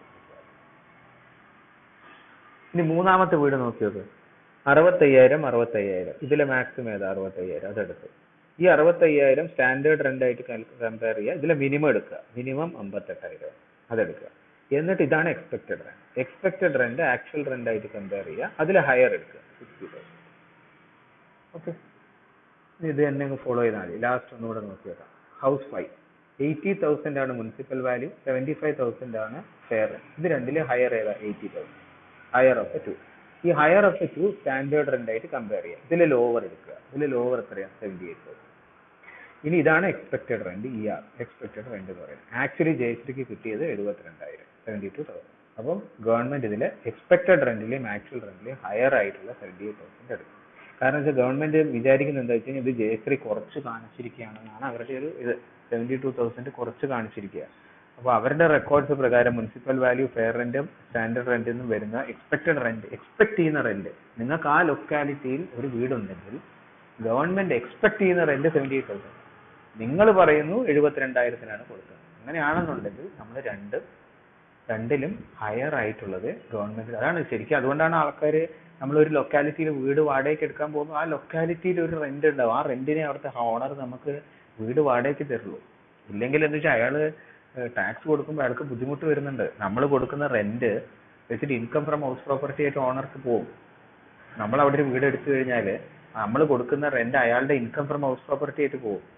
ആ ലൊക്കാലിറ്റിയിലുള്ള റെന്റിനേക്കാൾ താഴ്ത്തിയിട്ടാണ് അയാൾ എനിക്ക് വാടകയ്ക്ക് തന്നത് എങ്കിൽ അയാൾക്ക് നഷ്ടം വരും. അയാൾ ആവശ്യമില്ലാത്ത പൈസക്ക് ടാക്സ് കൊടുക്കേണ്ടി വരും. അതുകൊണ്ടാണ് ഓരോ ലൊക്കാലിറ്റിക്ക് ഒരു വിലയുണ്ട്. ആ വിലയിൽ ഉള്ളത് മാത്രമേ നമുക്ക് അപ്പുറത്തും ഇപ്പുറത്തും കൊടുത്ത് എത്രയ്ക്കാണോ വാടകയ്ക്ക് കൊടുത്തിരിക്കുന്നത് അതേ വാടകയ്ക്ക് തന്നെ നമുക്ക് കിട്ടുള്ളൂ. ഇനി ഓരോരുത്തരും ഇങ്ങനെ കൂട്ടി അങ്ങനെയാണ് ആ ലൊക്കാലിറ്റിയുടെ എന്താ പറയുക, അവിടുത്തെ ഓരോ ലൊക്കാലിറ്റിക്ക് ഓരോ വിലയാണല്ലോ. ഒരാൾ കൂടുതൽ മേടിച്ചു കഴിഞ്ഞാൽ മറ്റുള്ളവരും ഒക്കെ കൂടുതൽ മേടിക്കാൻ നിർബന്ധിതനാവും. ഓക്കെ, അപ്പൊ അതാണ് സംഭവം. ഇങ്ങനെയാണ് GAV കാൽക്കുലേറ്റ് ചെയ്യുന്നത്. GAV കാൽക്കുലേറ്റ് ചെയ്ത് കഴിഞ്ഞാൽ ഈ GAVയിൽ നിന്ന് ഓണർ പേ ചെയ്തിട്ടുള്ള മുനിസിപ്പൽ ടാക്സ് സബ്ട്രാക്ട് ചെയ്ത് കഴിഞ്ഞാൽ നെറ്റ് ആനുവൽ വാല്യൂ കിട്ടും. ഓക്കെ, ഇനി ഇതിൻ്റെ അകത്ത് കുറച്ച് കാര്യങ്ങളൊക്കെ പറഞ്ഞത്. ഇനി ഇവിടെ നെക്സ്റ്റ് കാണിച്ചിരിക്കുന്നത് ലെറ്റ് ഔട്ട് പ്രോപ്പർട്ടി. ഇപ്പൊ ഞാൻ നേരത്തെ പറഞ്ഞു ലോപ്പും ഉണ്ട് ഷോപ്പും ഉണ്ട്. ലെറ്റ് ഔട്ട് പ്രോപ്പർട്ടി, അതായത് ഇപ്പൊ രണ്ടാമത്തെ ഒരു കേസ് പറഞ്ഞിരിക്കുന്നത് let out property is vacant for part of the year. അങ്ങനെയാണ് എന്ത് ചെയ്യും? എനിക്കൊരു വീടുണ്ട്. ആ വീട് ഞാൻ 9 മാസത്തേക്ക് വാടകയ്ക്ക് കൊടുത്തു. 9 മാസത്തേക്കല്ല, ഞാൻ 1 മാസത്തേക്ക് വാടകയ്ക്ക് കൊടുത്തു. 1 വർഷത്തേക്ക് വാടകയ്ക്ക് കൊടുത്തു. 9 മാസം കഴിഞ്ഞപ്പോൾ അയാൾ ട്രാൻസ്ഫർ ആയിപ്പോയി. അയാൾ അവിടുന്ന് പോയി. അപ്പൊ എന്ത് പറ്റി? 3 മാസം അത് വേക്കന്റ് ആയിട്ട് കിടക്കും. അതാണ് let out properties vacant for part of the year. അപ്പൊ എങ്ങനെ ടാക്സ് കാൽക്കുലേറ്റ് ചെയ്യും? എനിക്കൊരു വീടുണ്ട്, ഞാൻ 1 വർഷത്തേക്ക് ഒരാൾക്ക് വാടകയ്ക്ക് കൊടുത്തു. 9 മാസം കഴിഞ്ഞപ്പോൾ, അതായത് ഇപ്പൊ April 1-ാം തീയതി അയാൾ അത് ഒക്യുപ്പൈ ചെയ്തു, November 30-ാം തീയതി അയാൾ പോയി. December 31-ാം തീയതി അയാൾ പോയി നിൽക്കുക. അതായത് 9 മാസം കഴിഞ്ഞപ്പോൾ അയാൾ പോയി. അപ്പൊ January, February, March അത് വെറുതെ കിടന്നു, വേക്കന്റ് ആയിട്ട് കിടന്നു. അപ്പൊ എന്ത് ചെയ്യും എന്നുള്ളതാണ് ക്വസ്റ്റ്യൻ. അപ്പം the let out property is vacant for part of the year owing to vacancy. കുറച്ച് കൺഫ്യൂസിങ് ആയിട്ടുള്ള ഒരു സംഭവമാണ്. വേക്കൻസി ഓവിങ് ടു വേക്കൻസി കാരണമാണ്. ഓവിങ് ടു വേക്കൻസി അതിന്റെ ആക്ച്വൽ റെന്റ് ലോവർ ആണെന്നുണ്ടെങ്കിൽ, ഇപ്പൊ നമ്മൾ പറഞ്ഞ എക്സ്പെക്ടഡ് റെന്റും ഉണ്ട് ആക്ച്വൽ റെന്റും ഉണ്ട്. ആക്ച്വൽ റെന്റ് ലോവർ ആണെന്നുണ്ടെങ്കിൽ actual rent received is the GAV of the property. മനസ്സിലായില്ലേ? നമ്മൾ ഇത്രയും നേരം എന്താ പറഞ്ഞത്? എക്സ്പെക്റ്റഡ് റെന്റും ആക്ച്വൽ റെന്റും ഇതിൽ ഏതാണോ ഹയർ അത് എടുക്കണം എന്നല്ലേ പറഞ്ഞേ. പക്ഷേ ഈ actual rent is lower than the expected rent owing to vacancy. Vacant ആയിട്ട് കിടന്നത് കൊണ്ട് മാത്രം, അതായത് ഞാൻ മെജോറിറ്റി പീരിയഡിനും ഞാൻ അത് ഒക്യുപ്പൈഡ് ആയിരുന്നു, ഒരാൾക്ക് വാടകയ്ക്ക് കൊടുത്തിട്ടുണ്ടായിരുന്നു. എന്തോ ഒരു കാരണവശാൽ അത് ആ ഒരു വർഷത്തെ കുറച്ച് പീരീഡിന് അത് വേക്കന്റ് ആയിട്ട് കിടന്നു. അങ്ങനെയാണെന്നുണ്ടെങ്കിൽ ആ എക്സ്പെക്ടഡ് റെന്റിന്റെയും ആക്ച്വൽ റെന്റിന്റെയും ലോവർ ആണ് എടുക്കുക. ഭയങ്കര കൺഫ്യൂസിങ്, അത് പ്രോബ്ലം ചെയ്യുമ്പോഴേ അത് മനസ്സിലാവുള്ളൂ. അതിന്റെ അർത്ഥം എന്താണെന്ന് വെച്ച് കഴിഞ്ഞാൽ, എന്തുകൊണ്ടാണ് ഞാൻ കൺഫ്യൂസിങ് എന്ന് പറയാൻ കാരണം എന്ന് വെച്ച് കഴിഞ്ഞാൽ, എനിക്ക് 3 വീടുണ്ടെന്ന് വെക്കുക. എനിക്ക് 3 ഹൗസ് പ്രോപ്പർട്ടി ഉണ്ട്. 2 എനിക്ക് സ്വപ്പായിട്ട് കാണിക്കാലോ, അത് ഗവൺമെന്റ് പെർമിറ്റ് ചെയ്യുന്നുണ്ട്. ഞാൻ പറയും ഒന്നിൽ ഞാൻ താമസിക്കുന്നു, അല്ല മറ്റേതിൽ എൻ്റെ ഭാര്യ താമസിക്കുന്നു. എനിക്ക് അങ്ങനെ വേണമെങ്കിൽ ചെയ്യാലോ. അതുകൊണ്ട് ഇത് 2 ഞങ്ങൾ സെൽഫ് ഓക്യുപ്പൈ ചെയ്യും. ഞാൻ 10 ദിവസം ഞാൻ ഇവിടെ താമസിക്കും, 10 ദിവസം ഞാൻ അപ്പുറത്ത് താമസിക്കും. പക്ഷെ എൻ്റെ 3ാമത്തെ ഹൗസ് ഞാൻ എന്തായാലും ലെറ്റ് ഔട്ട് ചെയ്യണമല്ലോ. 3ാമത്തെ വീട് ഞാൻ എന്തായാലും ലെറ്റ് ഔട്ട് ചെയ്യണമല്ലോ. അപ്പോൾ ഞാൻ എന്ത് ചെയ്തു, ഞാൻ 1 മാസം വാടകയ്ക്ക് കൊടുത്തു. എന്നിട്ട് ഞാൻ പറയാണ് ബാക്കി 11 മാസവും അത് വെറുതെ കിടക്കുക, ഓവിങ് ടു വേക്കൻസി. അതുകൊണ്ട് അതിന്റെ ലോവർ എടുക്കണമെന്ന് പറഞ്ഞാൽ അത് പറ്റില്ല. ഓക്കെ, ഞാനിപ്പോ പറഞ്ഞ എന്താന്ന് നിങ്ങൾക്ക്, പക്ഷെ അതിന്റെ അതുകൊണ്ടാണ് ഓവിങ് ടു വേക്കൻസി എന്ന് പറയാം. അതിന്റെ കാൽക്കുലേഷൻ കുറച്ച് ബുദ്ധിമുട്ടാണ്. അത് നമ്മൾ പ്രോബ്ലത്തിലേക്ക് വരുമ്പോൾ മനസ്സിലാക്കാം. നിങ്ങൾക്ക് ആൾക്കാരെ എങ്ങനെ പറ്റിക്കാനുള്ള സാധ്യത മനസ്സിലായില്ലേ? ആ ഓവിങ് ടു വേക്കൻസി എന്ന് പറയുന്നത് അത്ര സിമ്പിൾ അല്ല. അതിന് അവിടെ ഒരു റെസിപ്പി ഫോളോ ചെയ്യണം. എന്റെ റീസൺ ഇതാ, എനിക്ക് 3 വീടുണ്ട്, 2 സെൽഫ് ഓക്യുപ്പൈഡ് ആണ്, 1 ലെറ്റ് ഔട്ട് ആണ്. എന്നിട്ട് ഞാൻ എന്ത് ചെയ്തു, ഞാനത് വാടകയ്ക്ക് കൊടുത്തു എന്ന് പറഞ്ഞു. എന്നിട്ട് പറയാം 1 മാസം വാടകക്കാരൻ ഉണ്ടായിരുന്നു, ബാക്കി 11 മാസം അത് വെറുതെ കിടക്കുകയായിരുന്നു. അത് ഓവിങ് ടു വേക്കൻസി ആണ്. അതുകൊണ്ട് എനിക്ക് ലോവർ എടുക്കണം എന്ന് പറഞ്ഞു കഴിഞ്ഞാൽ പറ്റില്ല. തൽക്കാലം അത് അത്രയും മനസ്സിലാക്കുക. ഓവിങ് ടു വേക്കൻസി ആകുമ്പോൾ അവിടെ ലോവർ ആണ് എടുക്കുക എന്നുള്ളത്. പക്ഷെ actual rent is lower than ER owing to vacancy. അത് ഒരുമിച്ച് വായിക്കണത്. അതായത് actual rent is lower than expected rent owing to vacancy എന്ന് പറഞ്ഞു കഴിഞ്ഞാൽ നിങ്ങൾക്ക് ഇതിനെ തിരിച്ചെങ്ങനെ വായിക്കാൻ പറ്റും? വേക്കൻറ്റ്, ഇപ്പൊ ആക്ട് പറയുന്നത് എന്താണെന്ന് വെച്ച് കഴിഞ്ഞാൽ, വേക്കന്റ് ആയിട്ട് കിടന്നത് കാരണം ആക്ച്വൽ റെന്റ് എക്സ്പെക്ടഡ് റെന്റിനേക്കാൾ ലോവർ ആയിരിക്കണം എന്ന് പറയുന്നതും, വേക്കന്റ് അല്ലായിരുന്നു എങ്കിൽ ആക്ച്വൽ റെന്റ് എക്സ്പെക്ടഡ് റെന്റിനേക്കാൾ മുകളിൽ കിടക്കണം. ഇത് രണ്ടും ഞാൻ പറഞ്ഞ സെയിം ആണോ? അതാണ്, സെയിം ആണ്. അത് മനസ്സിലാക്കാൻ പറ്റണം. അതായത് ടാക്സിലെ ആക്ട് പറയുന്നത് ആക്ച്വൽ റെന്റ് എക്സ്പെക്ടഡ് റെന്റിനേക്കാൾ ലോവർ ആയത് വേക്കന്റ് ആയിട്ട് കിടന്ന് കുറച്ചു കാലം അത് വേക്കന്റ് ആയിട്ട് കിടന്നതാണെന്ന് പറയുന്നതും, അത് വേക്കന്റ് ആയിട്ട് കിടന്നിരുന്നില്ല എങ്കിൽ എന്റെ ആക്ച്വൽ റെന്റ് എക്സ്പെക്ടഡ് റെന്റിനേക്കാൾ മുകളിൽ പോവുമായിരുന്നു എന്ന് പറയുന്നത് രണ്ടും ഒന്നാണ്. അത് മനസ്സിലായോ? അത് മനസ്സിലായിട്ടുണ്ടെങ്കിൽ നിങ്ങൾക്ക് ആ ലോജിക്ക് മനസ്സിലാവും. അത് മനസ്സിലായിട്ടുണ്ടെങ്കിൽ ആ ലോജിക്ക് മനസ്സിലാവും. അതായത് പറ്റിക്കാൻ സമ്മതിക്കില്ല. അത്രയും നല്ലൊരു ഡീപ്പായിട്ടുള്ള ഒരു കോൺസെപ്റ്റ് അതിൻ്റെ അത് ഒളിഞ്ഞു കിടക്കുന്നുണ്ട്. അതായത് ഞാനിപ്പോൾ എൻ്റെ വീട് വാടകയ്ക്ക് കൊടുത്തു, എന്നിട്ട് പറയാം 1 മാസം കഴിഞ്ഞപ്പോൾ അയാൾ പോയി എന്ന് പറഞ്ഞു കഴിഞ്ഞാൽ അത് എന്നിട്ട് ഞാൻ ചോദിക്കുകയാണ് 1 മാസം നിങ്ങൾ എത്ര റെന്റ് മേടിച്ച? 1000. ഓക്കെ, അപ്പൊ അത് വേക്കന്റ് അല്ലായിരുന്നു എങ്കിൽ എനിക്ക് എത്ര റെന്റ് കിട്ടുമായിരുന്നു? 12,000 കിട്ടുമായിരുന്നു. അതും എക്സ്പെക്ടഡ് റെന്റിനേക്കാൾ താഴെയാണെന്നുണ്ടെങ്കിൽ എക്സ്പെക്ടഡ് റെന്റ് തന്നെ ഗ്രോസ് ആനുവൽ വാല്യൂ ആയിട്ട് വരുള്ളൂ. മനസ്സിലായില്ലേ? അതാണ് ഓവിങ് ടു വേക്കൻസി. വേക്കന്റ് ആയിട്ട് കിടന്നത് കൊണ്ട് മാത്രം ആക്ച്വൽ റെന്റ് എക്സ്പെക്ടഡ് റെന്റിനേക്കാൾ താഴെ ആണെങ്കിൽ ആ താഴെ കിടക്കുന്ന ആക്ച്വൽ റെന്റിനെ ഗ്രോസ് ആനുവൽ വാല്യൂ ആയിട്ട് എടുക്കാം. വളരെ ബുദ്ധിപരമായിട്ട് എഴുതിയിട്ടുള്ളതാണ്. ഇത് എഴുതിയവരെ സമ്മതിക്കണം. അതായത് എവിടെയൊക്കെ ആൾക്കാർ ആരെയൊക്കെ പറ്റിക്കാൻ സാധ്യതയുണ്ടോ എല്ലാ ലൂപ്പ് ഹോളുകളും അടച്ചിട്ടുണ്ട്. ശരിക്കും നിങ്ങൾ ഈ ടാക്സിന്റെ ആക്ട് എടുത്ത് പഠിച്ചു കഴിഞ്ഞാൽ ഒരാൾ ഇതിരുന്ന് എഴുതണമെന്നുണ്ടെങ്കിൽ എല്ലാ തരത്തിലുള്ള കള്ളത്തരങ്ങളും കുബുദ്ധികളും അയാളുടെ തലയിലൂടെ ഓടണം. അല്ലാതെ ഇങ്ങനെ എഴുതി പിടിപ്പിക്കാൻ പറ്റില്ല. അതുകൊണ്ടാണ് ഇത് പീരിയോഡിക് ആയിട്ട് ഇതിന് അമെന്റ്മെന്റ്സ് വരുന്നത്. ഇത് ഡിബേറ്റ് ചെയ്തിട്ടുണ്ടാക്കുന്നത് കൊണ്ട് തന്നെയാണ്. അതായത് എന്റെ റെന്റ്, ആക്ച്വൽ റെന്റ് എക്സ്പെക്ടഡ് റെന്റിനേക്കാൾ കുറവായിട്ടുള്ളത് വേക്കന്റ് ആയത് കൊണ്ട് മാത്രമാണെന്നുണ്ടെങ്കിൽ, അതുകൊണ്ട് അപ്പൊ ശരിക്കും ആ ലാൻഡ് ലോഡിനെ രക്ഷിക്കാൻ ശ്രമിക്കുകയാണ്. അയാൾ ശരിക്കും അത് വാടകയ്ക്ക് കൊടുത്താ 10 മാസം വാടകയ്ക്ക് കൊടുത്തു, അവസാനത്തെ 2 മാസം അയാൾ പെട്ടെന്നൊരു കാരണവശാൽ അയാൾ പോയി.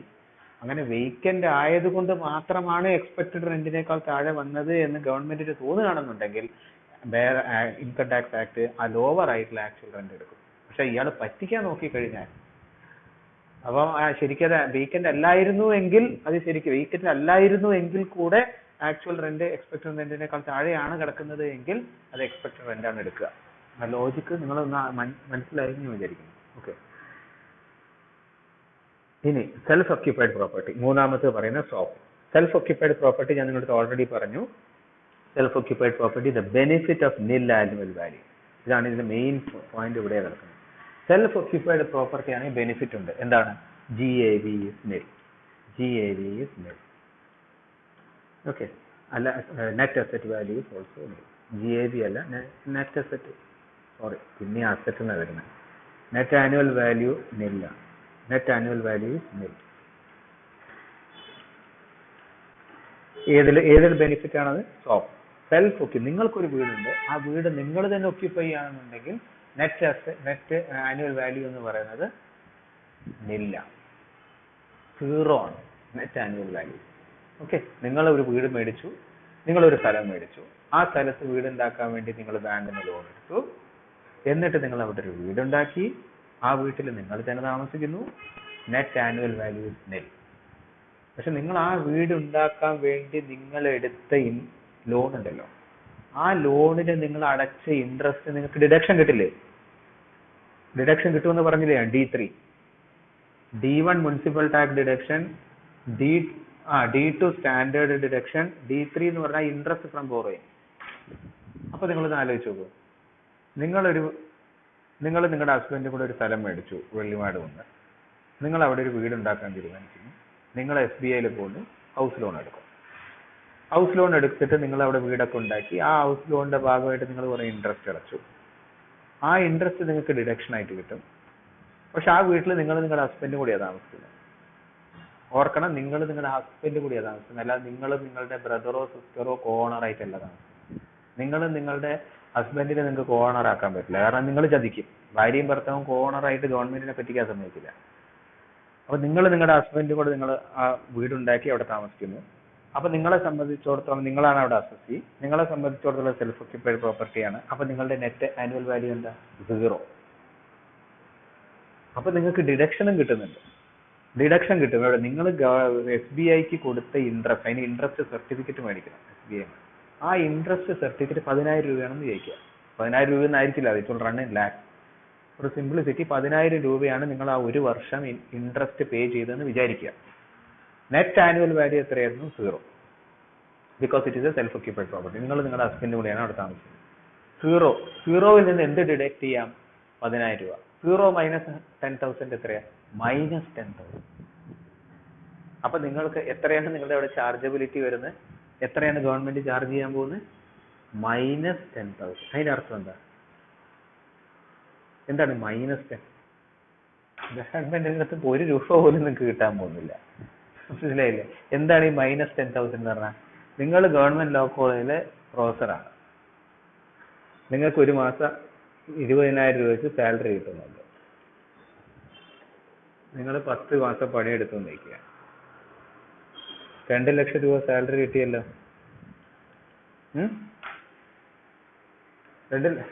അപ്പൊ ഇത് നിങ്ങളുടെ എന്താണ്? ഇൻകം ഫ്രം സാലറി അല്ലേ? ഇൻകം ഫ്രം സാലറി അല്ലേ? 2 ലക്ഷം ഇൻകം ഫ്രം സാലറിന്ന് ഈ 10,000 രൂപ കുറയ്ക്കും. പല ഹെഡ്സ് കുറയ്ക്കും, കാരണം അൾട്ടിമേറ്റ്ലി നിങ്ങളുടെ ഗ്രോസ് ടോട്ടൽ ഇൻകം അല്ലേ കാണണ്ടേ. അതാണ് ഫുൾ സ്കീമിൽ അത് പഠിക്കണം. അതായത് ഇൻകം ഫ്രം സാലറി നിങ്ങൾക്കൊരു എമൗണ്ട് ഉണ്ട്. Income from house property -10,000. പിന്നെ നിങ്ങൾക്ക് PGBP ഉണ്ടാവും. നിങ്ങൾ വക്കീലാണെന്നും കൂടെ നിങ്ങൾക്ക് വേറെ എന്തെങ്കിലും പണിയുണ്ട്, അതിൻ്റെ അകത്ത് നിങ്ങൾക്ക് കുറച്ച് ഇൻകം ഉണ്ട്. പിന്നെ നിങ്ങൾക്ക് കുറച്ച് ക്യാപിറ്റൽ അസറ്റ് ഉണ്ട്, ക്യാപിറ്റൽ ഗെയിൻ. നിങ്ങൾക്ക് സ്റ്റോക്ക് ഒക്കെ ഉണ്ട്, അതിൻ്റെ അകത്ത് നിങ്ങൾ സ്റ്റോക്ക് ട്രാൻസ്ഫർ ചെയ്ത് സെറ്റ് ഓഫ് പല തരത്തിലുണ്ട്. ഇത് ഒരു കണക്കിന് സെറ്റ് ഓഫ് തന്നെയാണ്. ഇന്റർസേ സെറ്റ് ഓഫ് നമുക്ക് ഒരു മിനിറ്റ്. ക്യാപിറ്റൽ ഗെയിൻ, പിന്നെ IFOS. സെറ്റ് ഓഫ് നിങ്ങൾക്ക് ഒരു ഹെഡിന്ന് വേറൊരു ഹെഡിലേക്ക് സെറ്റ് ഓഫ് ചെയ്യാൻ പറ്റും. ഒരു ഹെഡിന്ന് വേറൊരു ഹെഡിലേക്ക് സെറ്റ് ഓഫ് ചെയ്യാൻ പറ്റും. ഇനി അതല്ലാന്ന് വെക്കുക, ഇനി അങ്ങനെ വേണ്ടെന്ന് വെക്കുക. അപ്പൊ നിങ്ങൾക്ക് 2 വീടുണ്ടെന്ന് വെക്കുക. ഈ ഒരു വീടിലാണ് -10,000 വന്നതെന്ന് വിചാരിക്കുക. ഇതാണ് within the house property itself this can be set of. നിങ്ങൾ മറ്റേ വീട് വാടകയ്ക്ക് കൊടുത്തു, ലെറ്റ് ഔട്ട് ചെയ്തു. അതിൽ നിങ്ങൾക്ക് അതിൻ്റെ അകത്തുള്ള ഇൻകം 2 ലക്ഷമാണെന്ന് വിചാരിക്കുക. മനസ്സിലായോ? നിങ്ങൾക്ക് 2 വീട് അല്ലെ 3 വീട് ഉണ്ടെന്ന് വിചാരിക്കുക. ഒരു വീട് വെറുതെ കിടക്കുക, അതിൻ്റെ അകത്ത് നിങ്ങൾക്ക് ഒരു ബെനിഫിറ്റും ഇല്ല. വേറൊരു വീട് ഞാൻ നേരത്തെ പറഞ്ഞ എക്സാമ്പിൾ, നിങ്ങൾ നിങ്ങളുടെ ഹസ്ബൻഡ് കൂടെ അവിടെ താമസിക്കുന്നു, നിങ്ങൾക്ക് 0 നെറ്റ് ആനുവൽ വാല്യൂ 10,000 രൂപ സബ്ട്രാക്ട് ചെയ്തു -10,000. പക്ഷെ നിങ്ങൾക്ക് വേറൊരു വീട് കണ്ണൂരുണ്ട്, അത് നിങ്ങൾ വാടകയ്ക്ക് കൊടുത്തിരിക്കുകയാണ്. വാടകയ്ക്ക് കൊടുത്തിട്ട് അതിന്റെ അകത്ത് നിങ്ങൾക്ക് കിട്ടിയ ഇൻകം എന്ന് പറയുന്നത് 2 ലക്ഷമാണ്. അത്രയും മനസ്സിലായോ? അപ്പൊ അവിടുന്ന് നിങ്ങൾക്ക് കണ്ണൂരുള്ള വീട്ടിൽ നിന്ന് നിങ്ങൾക്ക് നിങ്ങളുടെ ഹസ്ബൻഡിനും കൂടെ 2 ലക്ഷം രൂപ നിങ്ങൾക്ക് ഇൻകം ഉണ്ട്, ഇൻകം ഫ്രം ഹൗസ് പ്രോപ്പർട്ടി. പക്ഷെ നിങ്ങൾക്ക് വെള്ളിമാട് എന്നുള്ള വീട്ടിന് -10,000 ആണ്. അപ്പൊ this -10,000 can be set off against this 1,90,000 ആയിരിക്കും നിങ്ങളുടെ net income from house property. അത് ക്ലിയർ ആയില്ലേ? അതാണ് സെൽഫ് ഒക്യുപ്പൈഡ് പ്രോപ്പർട്ടിക്കുള്ള ബെനിഫിറ്റ്. അതും ഒരാൾക്ക് ഒരു സ്ഥലം മേടിക്കുക, വീടുണ്ടാക്കുക, അതിന്റെ മുകളിലൊന്നും ഗവൺമെന്റ് ഒരിക്കലും പോയി ടാക്സ് ചെയ്യരുത്. അതുകൊണ്ടാണ് benefit of nil annual value in case of SOP, self occupied property or unoccupied property. എന്തുകൊണ്ട് ഓർ അൺഒക്യുപ്പൈഡ്?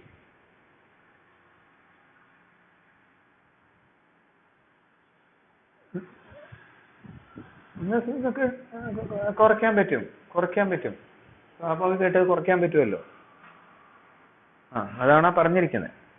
ഇനി ഇപ്പൊ ഇവിടെ SOP എന്നും പറഞ്ഞിട്ടുണ്ട്, അൺഒക്യുപ്പൈഡ് പ്രോപ്പർട്ടി എന്ന് പറഞ്ഞാൽ എന്താ? ഈ അൺഒക്യുപ്പൈഡ് പ്രോപ്പർട്ടി എന്ന് പറഞ്ഞാൽ ഇപ്പൊ ഞാൻ നേരത്തെ പറഞ്ഞ അതേ കേസ് തന്നെ. ഇപ്പൊ നിങ്ങൾ അവിടെ താമസിക്കുകയാണ്, നിങ്ങൾക്ക് വെള്ളിമാട് എന്നൊരു സ്ഥലമുണ്ട്, നിങ്ങൾ അവിടെ സ്ഥലമൊക്കെ കഷ്ടപ്പെട്ട് നിങ്ങൾ പെർമനന്റ് സ്റ്റാഫാണെന്ന് വിചാരിക്കുക. അപ്പൊ നിങ്ങൾ അവിടെ സ്ഥലം മേടിച്ചു, നിങ്ങൾ അവിടെ വീടുണ്ടാക്കി, നിങ്ങളുടെ ഭർത്താവ് അവിടെ താമസിക്കുന്നു, നിങ്ങളുടെ കുട്ടിയെ വെള്ളിമാട് നിന്ന് സ്കൂളിൽ കൊണ്ട് ചേർത്തു, നിങ്ങൾ അവിടെ സുഖമായിട്ട് ജീവിക്കുന്നു.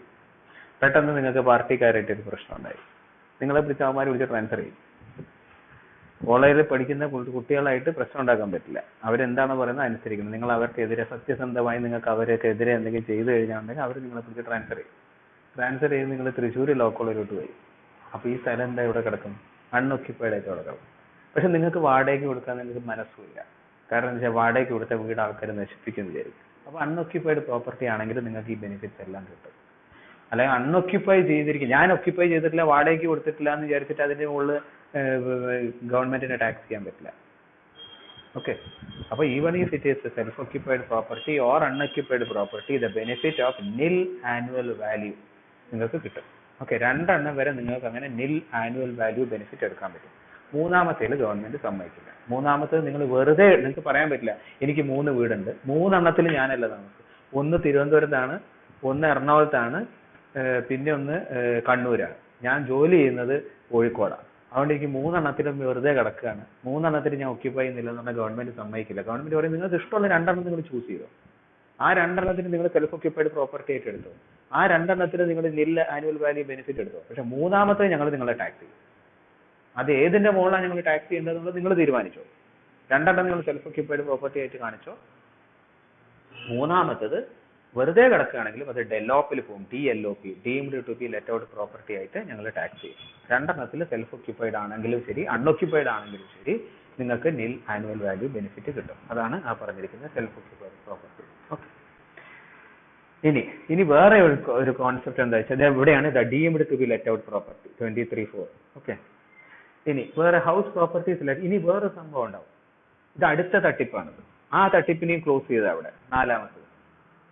അതായത് let out for part of self occupied ആണെന്നുണ്ടെങ്കിൽ എനിക്ക് ബെനിഫിറ്റ് കിട്ടുമല്ലോ, നിൽ ആനുവൽ വാല്യൂ ബെനിഫിറ്റ്. അങ്ങനെയാണ് ഞാനൊരു പണി കാണിച്ചത്.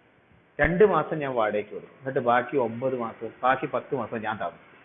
എന്നിട്ട് എനിക്ക് നിൽ ആനുവൽ വാല്യൂ ബെനിഫിറ്റ് മേടിക്കാൻ പറ്റുമോ?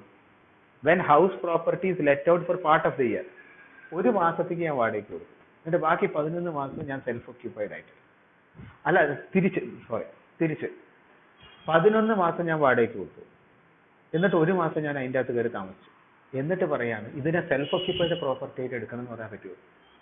11 മാസം ഞാൻ വാടകയ്ക്ക് കൊടുത്തു, ഞാൻ ഒരു റെന്റ് അഗ്രിമെന്റ് എഴുതി, ഞാൻ ഒരാളായിട്ട് റെന്റ് അഗ്രിമെന്റ് എഴുതി, 11 മാസം ഞാൻ നിങ്ങൾക്ക് എൻ്റെ വീട് വാടകയ്ക്ക് തരാം, ഓരോ മാസവും എനിക്ക് 10,000 രൂപ വെച്ച് റെന്റ് തരാം. അപ്പൊ 1,11,000 രൂപ ഞാൻ അയാളെടുത്ത് 11 മാസമായിട്ട് റെന്റ് മേടിച്ചു. എന്നിട്ട് 12ാം മാസം ഞാൻ അയാളെടുത്ത് ഇറങ്ങി പോകാൻ പറയും, എന്നിട്ട് ഞാൻ അതിൻ്റെ അകത്ത് കയറി താമസിച്ചു. അപ്പൊ 11 മാസം it is let out, 1 month it is self occupied. എന്നിട്ട് എനിക്ക് ഇൻകം ടാക്സുകാരോട് പറയാൻ പറ്റുമോ, oh this is self occupied property, കാരണം ഞാൻ 12ാമത്തെ മാസം ഞാൻ അവിടെ താമസിച്ചു, അതുകൊണ്ട് ഇതിനെ സെൽഫ് ഒക്യുപ്പൈഡ് പ്രോപ്പർട്ടി ആയിട്ട് കാണണം. എന്നിട്ട് അതിന് നിങ്ങൾക്ക് എനിക്ക് നിൽ ബെനിഫിറ്റ്, നിൽ ആനുവൽ വാല്യൂ, അതൊന്നും നടക്കില്ല. അതൊക്കെ അവിടെ ക്ലോസ് ചെയ്തിട്ടുണ്ട്. Okay, then ER for the whole year shall be taken into account for determining. അവിടെ expected rent എടുക്കും ഗവൺമെന്റ്. മനസ്സിലായില്ലേ? If a single unit of property is self-occupied for part of the year and let out for remaining part of the year, ഗവൺമെന്റിന്റെ expected rent എത്രയാണോ അതായിരിക്കും GAV ആയിട്ട് എടുക്കുന്നത്. Okay. എന്നിട്ട് ആ EAV will be compared with the actual rent for the let out period and whichever is higher will be taken. അതായത് ഓരോ രീതിയിൽ എങ്ങനെയൊക്കെയാണ് ആൾക്കാർ പറ്റിക്കാൻ സാധ്യതയുള്ളത് അത് ഓരോരോ ലൂപ്പ് ഹോൾസ് ക്ലോസ് ചെയ്ത് വന്നിരിക്കുക. ഓക്കെ. അപ്പൊ അത് നോക്കുക. Let out for part of the year. അപ്പൊ നമ്മൾ രണ്ട് കാര്യങ്ങൾ പറഞ്ഞു. രണ്ട് വീടുണ്ട്, ഒന്ന് ലെറ്റ് ഔട്ട്, മറ്റേത് സെൽഫ് ഓക്യുപ്പൈഡ്. പിന്നെ പറഞ്ഞത് എന്താ വെച്ചാൽ ഒരു വർഷം തന്നെ കുറച്ച് പീരീഡ് ലെറ്റ് ഔട്ട്, അതേ വീട് തന്നെ ഒരേ പ്രോപ്പർട്ടി തന്നെ കുറച്ച് പീരീഡിന് ലെറ്റ് ഔട്ട് ചെയ്യുക, കുറച്ച് പീരീഡ് സെൽഫ് ഓക്യുപ്പൈഡ്. പിന്നെ deemed to be let out ഞാൻ പറഞ്ഞു. പിന്നെ സ്റ്റോക്ക് ഇൻ ട്രേഡ് ഞാൻ പറഞ്ഞു. സ്റ്റോക്ക് ഇൻ ട്രേഡ് ഞാൻ പറഞ്ഞില്ല നേരത്തെ. ഒരു ബിൽഡർ ആണെന്നുണ്ടെങ്കിൽ അയാൾക്ക് 2 years ബെനിഫിറ്റ് കൊടുക്കുന്നുണ്ട്. നിങ്ങൾ ജസ്റ്റ് ഇതൊന്ന് ഓടിച്ച് വായിച്ചു നോക്കി നിങ്ങൾ നോട്ട് ഉണ്ടാക്കി എഴുതിയാൽ മതി. ഇത് CA കാരുടെ മെറ്റീരിയൽ ആയതുകൊണ്ട് ഒരുപാട് ഡീറ്റെയിൽ ആയിട്ട് ഇതിൻ്റെ അകത്ത് കൊടുത്തിട്ടുണ്ട്. പക്ഷെ ഇത് ഫുള്ള് വായിച്ചു കഴിയുമ്പോൾ നിങ്ങൾക്ക് അത് മനസ്സിലാവുള്ളൂ. In case of a house property portion let out and self occupied. Okay. അതുണ്ടല്ലോ, അതിനാണ് ഏരിയ വൈസ് ഉണ്ട്, പീരിയഡ് വൈസ് ഉണ്ട്. മനസ്സിലായില്ലേ? Area wise and period wise. എന്താ പീരിയഡ് വൈസ് എന്ന് പറഞ്ഞാൽ, എൻ്റെ അടുത്ത് ഒരു വീടുണ്ട്, 11 മാസം ലെറ്റ് ഔട്ട്, 1 month ഞാൻ അതിൽ കയറി താമസിച്ചു. ഒരേ property period wise let out ചെയ്തിരിക്കുന്നു, ബാക്കി പീരിയഡിൽ ഞാൻ താമസിച്ചു. ഇനി portion let out and portion self occupied. 2 നില വീട്, ഒരു നിലയിൽ ഞാൻ താമസിക്കുന്നു, 1 portion is സെൽഫ് ഓക്യുപ്പൈഡ്. ഒരേ പ്രോപ്പർട്ടിയിലെ ഒരു പോർഷൻ സെൽഫ് ഓക്യുപ്പൈഡ് ആണ്, മറ്റേ പോർഷൻ ലെറ്റ് ഔട്ട് ആണ്. അങ്ങനെയാണെന്നുണ്ടെങ്കിൽ അത് കംപ്ലീറ്റ്ലി സെപ്പറേറ്റ് ആയിട്ട് തന്നെ കാൽക്കുലേറ്റ് ചെയ്താണ്. മനസ്സിലായില്ലേ? എവിടെയാണോ നിങ്ങൾ ഗ്രൗണ്ട് ഫ്ലോറിൽ താമസിക്കുകയാണെന്നുണ്ടെങ്കിൽ നിങ്ങൾ അത് സെൽഫ് ഓക്യുപ്പൈഡ് പ്രോപ്പർട്ടി ആയിട്ട് കാണിക്കുക. ഫസ്റ്റ് ഫ്ലോറിൽ മറ്റവർ താമസിക്കുന്നുണ്ടെന്നുണ്ടെങ്കിൽ അത് ലെറ്റ് ഔട്ട്, അത് first floor let out property ആയിട്ട് കാൽക്കുലേറ്റ് ചെയ്യുക. താഴത്തെ ഗ്രൗണ്ട് ഫ്ലോറിൽ നിങ്ങൾ താമസിക്കുന്നത് സെൽഫ് ഓക്യുപ്പൈഡ് പ്രോപ്പർട്ടി ആയിട്ട് കാൽക്കുലേറ്റ് ചെയ്യുക. ഇതൊക്കെ ചാർട്ടേഡ് അക്കൗണ്ടൻസി ചെയ്യുന്ന പരിപാടികൾ. അതൊക്കെ മനസ്സിലായില്ലേ? ക്ലിയർ ആയില്ലേ? 2 നില വീട്, താഴെ നിങ്ങൾ താമസിക്കുന്നുവെങ്കിൽ അത് നിങ്ങളുടെ ടാക്സ് സ്റ്റേറ്റ്മെന്റിൽ സെൽഫ് ഓക്യുപ്പൈഡ് പ്രോപ്പർട്ടി ആയിട്ട് കാണിച്ച് അവിടെ നിങ്ങൾ നിൽ ആനുവൽ വാല്യൂ ബെനിഫിറ്റ് എടുക്കുക. നിങ്ങളുടെ ഫസ്റ്റ് ഫ്ലോർ നിങ്ങൾ വാടകയ്ക്ക് കൊടുത്തിട്ടുണ്ടെന്നുണ്ടെങ്കിൽ ആ ഫസ്റ്റ് ഫ്ലോറിൽ നിങ്ങൾ നിങ്ങളുടെ ഇൻകം ടാക്സ് സ്റ്റേറ്റ്മെന്റിൽ ലെറ്റ് ഔട്ട് പ്രോപ്പർട്ടി ആയിട്ട് കാണിക്കുക. എന്നിട്ട് ലെറ്റ് ഔട്ട് പ്രോപ്പർട്ടി ആയിട്ട് അവിടെ നെറ്റ് ആനുവൽ വാല്യൂ നില്ലായിരിക്കില്ല, അയാൾ എടുത്ത് കിട്ടുന്ന റെന്റ് സെപ്പറേറ്റ് ആയിട്ട് കാൽക്കുലേറ്റ് ചെയ്യുക. ഓക്കെ, ക്ലിയർ ആയില്ലേ? അത് അതാണ്, അത്രേ ഉള്ളൂ സംഭവം. ഇനി അൺറിയലൈസ്ഡ് റെന്റിന്റെ ട്രീറ്റ്മെന്റ് ഇവിടെ പറഞ്ഞിട്ടുണ്ട് സെക്ഷൻ 23. അൺറിയലൈസ്ഡ് ട്രീറ്റ്മെന്റ് അത് നിങ്ങൾക്ക് അറിയാലോ. ഇപ്പം ഒരാള് 2 വർഷം മുമ്പ് ഞാൻ വാടകയ്ക്ക് കൊടുത്തു, അയാൾ 2 മാസം വാടക തരാതെ അയാൾ മുങ്ങി. എന്നിട്ട് കഴിഞ്ഞ വർഷം അയാൾക്ക് എന്തോ ഒരു ബോധോദയം വന്നിട്ട് പറഞ്ഞു, എൻ്റെ ഇപ്പോൾ കുറച്ച് പൈസ ഉണ്ട്, ഞാൻ നിങ്ങളുടെ അടുത്ത് ഞാൻ മുങ്ങിയിട്ടുണ്ടായിരുന്നു, ഞാൻ ആ പൈസ ഞാൻ നിങ്ങൾക്ക് തിരിച്ചു തരാൻ തീരുമാനിച്ചു എന്ന് പറഞ്ഞിട്ട് അയാൾ. അങ്ങനത്തെ ആൾക്കാരൊന്നും ഈ ഭൂമിയിൽ ഉണ്ടാവില്ല, പക്ഷെ തന്നു എന്ന് വിചാരിക്കുക. അത് ഗവൺമെന്റ് ടാക്സ് ചെയ്യും. ഓക്കെ, അതാണ് പറഞ്ഞിരിക്കുന്നത്. അൺറിയലൈസ്ഡ് റെന്റ് നിങ്ങൾക്ക് എപ്പോഴെങ്കിലും കിട്ടാനുള്ള സാധ്യതയായിട്ടുണ്ടെന്നുണ്ടെങ്കിൽ നിങ്ങൾക്ക് അത് പിന്നീട് വരികയാണെന്നുണ്ടെങ്കിൽ കിട്ടും. അയാൾ തന്നില്ല എന്നുണ്ടെങ്കിൽ ഇത് should not include. The actual rent received should not include any amount of rent which is not capable of being realized. ശ്രദ്ധിക്കുന്നത്, തരാതെ അയാൾ മുങ്ങിയ സമയത്ത് ഗവൺമെന്റ് നിങ്ങൾക്ക് ടാക്സ് ചെയ്യരുത്. 20,000 രൂപ അയാൾ റെന്റ് തരാനുണ്ടായിരുന്നു, നിങ്ങൾക്ക് കിട്ടാൻ അർഹതയുണ്ടായിരുന്നു, നിങ്ങൾ എൻടൈറ്റിൽഡ് ആയിരുന്നു. പക്ഷെ അയാൾ തരാതെ മുങ്ങി എന്നുള്ളത് കൊണ്ട് ഗവൺമെന്റ് നിങ്ങൾക്ക് ടാക്സ് ചെയ്യരുത്. അങ്ങനെ അയാൾ തരാതെ മുങ്ങിക്കഴിഞ്ഞാൽ അടുത്ത വർഷം വന്നിട്ട് അയാൾ തിരിച്ചു തരികയാണെന്നുണ്ടെങ്കിൽ എപ്പോഴാണോ അയാൾ തിരിച്ചു തന്നത് അത് തിരിച്ച് ഗവൺമെന്റ് ടാക്സ് ചെയ്യും. ഓക്കെ, അതിന് 4 കണ്ടീഷൻസ് ഒക്കെ ഇവിടെ പറയുന്നുണ്ട്. ഇതൊക്കെ എഴുതി വെക്കുക. അത് 4. ഒന്ന് ടെനൻസി ബോണഫൈഡ് ആയിരിക്കണം. അത് ഈ അൺറിയലൈസ്ഡ് റെന്റ് ഗവൺമെന്റ് ടാക്സ് ചെയ്യില്ല എന്ന് പറഞ്ഞല്ലോ, അത് ഈ ലാൻഡ് ഓണറും ടെനന്റും തമ്മിൽ ഒരു അണ്ടർസ്റ്റാൻഡിങ് വരരുത്. അതായത് നിങ്ങൾ മുങ്ങിക്കോ, നിങ്ങൾ മുങ്ങിയതാന്ന് ഞാൻ പറഞ്ഞോളാം എന്ന് പറഞ്ഞിട്ട് അങ്ങനെ കാണിക്കാനൊന്നും പറ്റില്ല. അതിന് 4 റൂൾസ് ഉണ്ട്. 4 റൂൾസ് ടു ബി ഫോളോ. ഒന്ന്, ആ ടെനൻസി ബോണഫൈഡ് ആയിരിക്കണം. ആ ലാൻഡ് ഓണറും ടെനന്റും തമ്മിലൊരു ബോണഫൈഡ് അഗ്രിമെന്റ് ഉണ്ടായിരിക്കണം. പിന്നെ ഡീഫോൾട്ടിംഗ് ടെനന്റ് വെക്കേറ്റ് ചെയ്തിട്ടുണ്ടായിരിക്കണം. മനസ്സിലായോ? അല്ലാതെ അയാൾ അവിടെ തന്നെ താമസിച്ചുകൊണ്ടിരിക്കരുത്. അപ്പൊ കള്ളത്തിന് കാണിക്കില്ലേ? ഒരാളുണ്ട്, ഞാൻ വീട് വാടകയ്ക്ക് കൊടുക്കുന്ന, അയാൾ അവിടെ തന്നെ താമസിക്കുന്നു, എന്നിട്ട് ഞാൻ ഗവൺമെന്റിനോട് പറയുന്നു അയാൾ വാടക തരുന്നില്ല. അപ്പൊ ഗവൺമെന്റ് നിങ്ങളെന്തായാലും പുറത്താക്കിയത്. ഡീഫോൾട്ടിംഗ് ടെനന്റ് വെക്കേറ്റ് ചെയ്തിട്ടുണ്ടായിരിക്കണം. ആ പ്രോപ്പർട്ടി വെക്കേറ്റ് ചെയ്തുകൊണ്ട് അയാൾ വേറെ ഏതെങ്കിലും പ്രോപ്പർട്ടി പോയി താമസിക്കരുത്. അതാണ് മൂന്നാമത്തെ കണ്ടീഷൻ. ആദ്യത്തെ കണ്ടീഷൻ ടെനൻസി ബോണഫൈഡ് ആയിരിക്കണം. രണ്ടാമത്തെ ആ ഡീഫോൾട്ടിംഗ് ടെനന്റ് വെക്കേറ്റ് ചെയ്തിട്ടുണ്ടായിരുന്നെങ്കിൽ, വെക്കേറ്റ് ചെയ്തില്ല എന്നുണ്ടെങ്കിൽ നിങ്ങൾ അയാളെ വെക്കേറ്റ് ചെയ്യാൻ വേണ്ടി കമ്പൽ ചെയ്യിക്കാനുള്ള സ്റ്റെപ്പ് എടുത്തിട്ടുണ്ടായിരിക്കണം. മനസ്സിലായില്ല? അതായത് നിങ്ങൾ എന്തെങ്കിലും നിങ്ങളുടെ ഭാഗത്ത് എന്തെങ്കിലും നടപടികൾ എടുത്തിട്ടുണ്ടായിരിക്കണം നിങ്ങൾ. അതായത് ഗുണ്ട ഇറക്കി കൊണ്ടുവന്ന് അടിച്ചിറക്കുകയല്ല, അത് ഇല്ലീഗലാണ്. നിങ്ങൾ അയാളുടെ അടുത്ത് മാന്യമായിട്ട് വെക്കേറ്റ് ചെയ്യാൻ കമ്പൽ ചെയ്യിക്കുന്നതിന് നിങ്ങൾ എന്തെങ്കിലും ചെയ്തിട്ടുണ്ടായിരിക്കണം. എന്നിട്ടും അയാൾ പോകുന്നില്ലെങ്കിൽ എന്ത് ചെയ്യണം? അയാൾക്കെതിരെ ലീഗൽ പ്രൊസീഡിങ്സ് ഇൻസ്റ്റിറ്റ്യൂട്ട് ചെയ്തിട്ടുണ്ടായിരിക്കണം for recovery of unpaid rent. ഇങ്ങനത്തെയൊക്കെ റൂൾസ്, അതായത് ഒന്ന് ടെനന്റ് ബോണഫൈഡ് ആയിരിക്കണം, രണ്ടാമത് അയാൾ ആ വെക്കേറ്റ് ചെയ്തിട്ടുണ്ടായിരിക്കണം. വെക്കേറ്റ് ചെയ്തിട്ടില്ല എന്നുണ്ടെങ്കിൽ നിങ്ങൾ എന്തെങ്കിലും സ്റ്റെപ്സ് ഉണ്ടായിരിക്കണം അയാളെ കമ്പൽ ചെയ്യിക്കാൻ വേണ്ടി.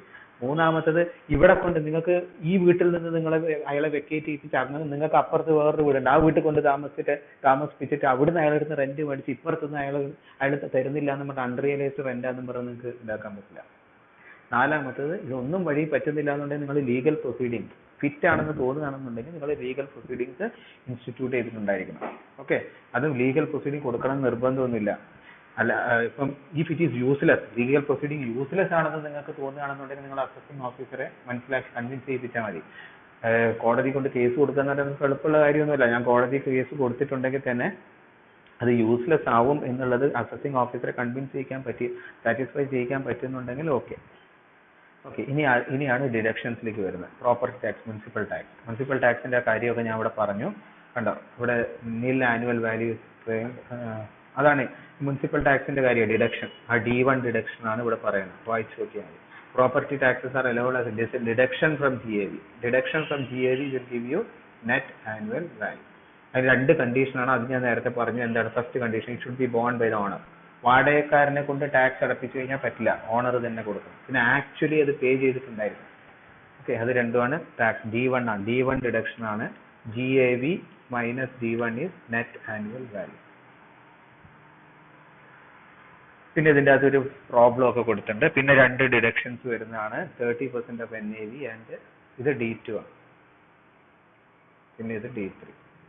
ഓക്കെ, അതായത് 30%. ഇപ്പൊ നെറ്റ് ആനുവൽ വാല്യൂ കണ്ടുപിടിച്ചല്ലോ. ഈ നെറ്റ് ആനുവൽ വാല്യൂന്റെ 30%, 30% ഞാൻ കണ്ടുപിടിക്കും. Net annual value minus 30% of NAV, അതെനിക്ക് ഡിഡ്യൂസ് ചെയ്യാൻ പറ്റും. ഇതാണ് D2, സെക്കൻഡ് ഡിഡക്ഷൻ. D3 എന്താണ്?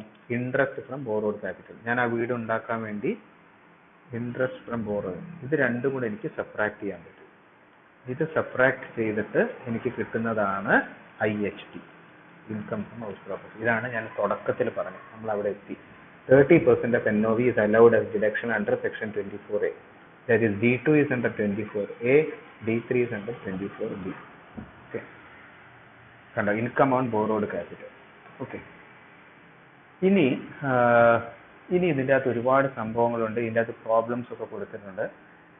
പിന്നെ ടാക്സ് ഷിഫ്റ്റിങ്ങിന്റെ സംഭവമുണ്ട്. ഇനി ഞാൻ വേറൊരു കാര്യം ഞാൻ പറയാം. ഇപ്പൊ ഇൻകം ഫ്രം ഹൗസ് പ്രോപ്പർട്ടി എന്താന്ന് ചോദിച്ചു കഴിഞ്ഞാൽ ഇത്രയും നിങ്ങൾക്ക് എക്സാമിന് എഴുതുമ്പോൾ തന്നെ 10 പേജോളാവും. മനസ്സിലായില്ലേ? ഒരു ഇഷ്ടം പോലെ നിങ്ങൾക്ക് എഴുതാൻ മെറ്റീരിയൽ ഉണ്ട്. Income from house property essay ചോദിച്ചു കഴിഞ്ഞാൽ നിങ്ങൾക്ക് ഇത്ര എഴുതാം. പ്രോബ്ലം നിങ്ങൾക്ക് ചോദിക്കുന്നുണ്ടെന്ന് എനിക്ക് തോന്നുന്നില്ല. നിങ്ങൾക്ക് ചോദിക്കുന്നുണ്ടോ പ്രോബ്ലം? എക്സാമിന് ക്വസ്റ്റ്യൻ ഇല്ല. ഹൗസ് റെന്റ് അല്ല, അതൊക്കെ സാലറിയാണ് എല്ലാവർക്കും അറിയുന്നത്. മനസ്സിലായില്ലേ? ഇനിയിപ്പോ ഇതിൽ കൂടുതൽ നമുക്കൊരു കാര്യം ചെയ്യാം. ഇതിപ്പോ തൽക്കാലം ഇവിടെ നിർത്താം. കാരണം നിങ്ങൾക്ക് എക്സാമിന് എഴുതാൻ വേണ്ടിയിട്ട് നിങ്ങൾക്ക് ഇത് മതി എന്നുള്ളതാണ് എനിക്ക് തോന്നുന്നത്. ഞാൻ ഇതിന് മുന്നോട്ട് വേണമെങ്കിൽ ഞാൻ പറഞ്ഞുതരാം. ഇത് പറഞ്ഞു തരുന്നതിന് കുഴപ്പമൊന്നുമില്ലെന്ന് നിങ്ങൾക്ക് ആവശ്യം ഉണ്ടാവുമെന്ന് എനിക്ക് തോന്നുന്നില്ല. ഇതെന്താണെന്ന് വെച്ച് കഴിഞ്ഞാല് ഇത്ര മതി. കാരണം ഇനി ഇതിൽ കൂടുതൽ നിങ്ങൾ എഴുതി വെച്ചു കഴിഞ്ഞാൽ കൂടുതൽ എഴുതുന്നതും അപകടമാണ്.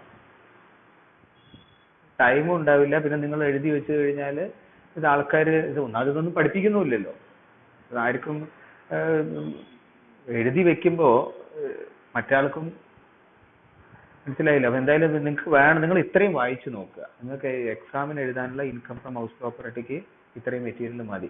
ഇതിവിടെ ഒരു സംഭവം കാണിച്ചിരിക്കുന്നത് എന്താന്ന് വെച്ച് കഴിഞ്ഞാല് ഇതും കൂടെ വേണമെങ്കിൽ ഒന്ന് ഞാൻ ജസ്റ്റ് ബ്രീഫായിട്ട് പറഞ്ഞുതരാം. അതായത് ഷിഫ്റ്റിംഗ് എന്ന് പറഞ്ഞിട്ടൊരു സംഭവമുണ്ട്. അതായത് 115 BAC എന്ന് പറയുന്നതാണ് ഡീഫോൾട്ട് റെജീം.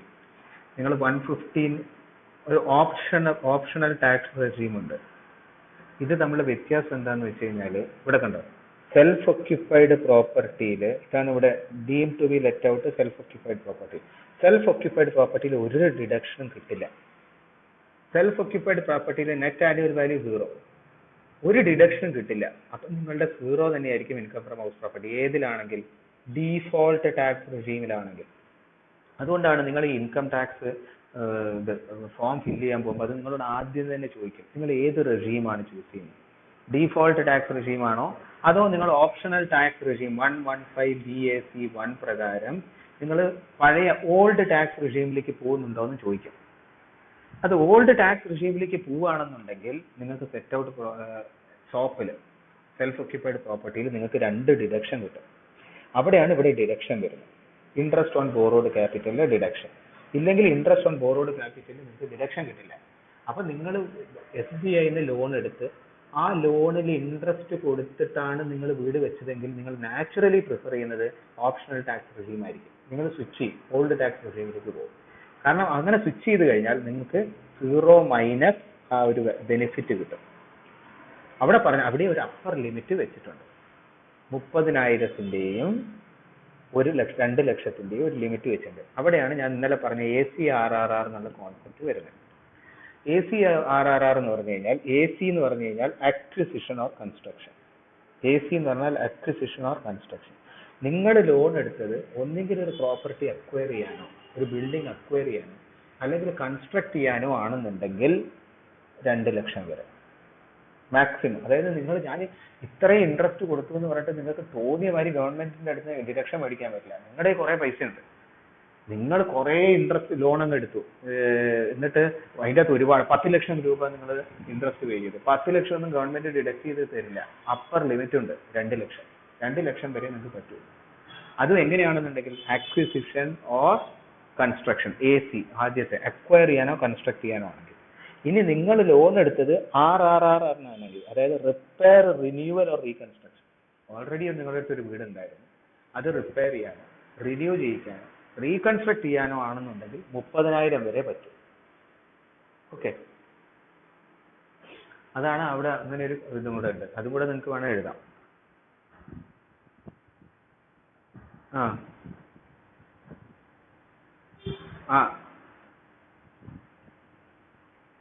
അത് ലോപ്പ് ലെറ്റ് ഔട്ട് പ്രോപ്പർട്ടി. നിങ്ങൾ വീട് വാടകയ്ക്ക് കൊടുത്തു കഴിഞ്ഞാൽ നിങ്ങൾക്ക് നിങ്ങൾ ഉണ്ടാക്കി എന്നിട്ട് വീട് വാടകയ്ക്ക് കൊടുക്കുകയാണെന്നുണ്ടെങ്കിൽ നിങ്ങൾക്ക് കിട്ടും ഡിഡക്ഷൻ. അൺഒക്യുപ്പൈഡ് SOP അതാ പറഞ്ഞത്. SOPയിൽ നിങ്ങൾക്ക് ഇൻട്രസ്റ്റ് ഓൺ ബോറോഡ് ക്യാപിറ്റൽ കിട്ടണം എന്നുണ്ടെങ്കിൽ നിങ്ങൾ ഓൾഡ് ടാക്സ് റെജീമിലേക്ക് പോകണം. അതായത് ഡീഫോൾട്ട് ഇപ്പൊ അത് ഇവർ മാറ്റിയല്ലോ, നിർമ്മല സീതാരാമൻ എല്ലാം പുതിയ ടാക്സ് റെജീം ഒക്കെ വന്നല്ലോ. അതുകൊണ്ടാണ് അത് പ്രത്യേകം എടുത്തത്. വളരെ അപ്ഡേറ്റഡ് ആണ് ഈ നോട്ട്സ്, ഭയങ്കര നല്ല നോട്ട്സും ഇത് ഇവരുടെ CA-കാരുടെ നോട്ട്സ്. വളരെ ഡീറ്റെയിൽ ആയിട്ടല്ല അതിൻ്റെ അകത്ത് എഴുതിയിട്ടുണ്ട്. അപ്പൊ അത് നിങ്ങൾ പഴയ ടാക്സ് റെജീമിലേക്ക് നിങ്ങൾക്ക് ഓപ്റ്റ് ചെയ്യാം. നിങ്ങൾ പഴയ ടാക്സ് റെജീം ആണോ പുതിയ ടാക്സ് റെജീം ആണോ എന്നുള്ളത്. ഡീഫോൾട്ട് ടാക്സ് റെജീമിൽ നിങ്ങൾക്ക് സെൽഫ് ഒക്യുപ്പൈഡ് പ്രോപ്പർട്ടിക്ക് ഡിഡക്ഷൻ കിട്ടില്ല. നേരെ കുറച്ച് മറ്റേതാണെന്നുണ്ടെങ്കിൽ നിങ്ങൾ ഓൾഡ് ടാക്സ് റെജീമിലേക്ക് പോവുകയാണെന്നുണ്ടെങ്കിൽ നിങ്ങൾക്ക് അതിന് ബെനിഫിറ്റ് കിട്ടും. ഓക്കെ, അപ്പൊ നമുക്കത് സ്റ്റോപ്പ് ചെയ്യാം. ഓക്കെ, നിങ്ങൾ നോക്കിക്കോളൂ. ഓക്കെ.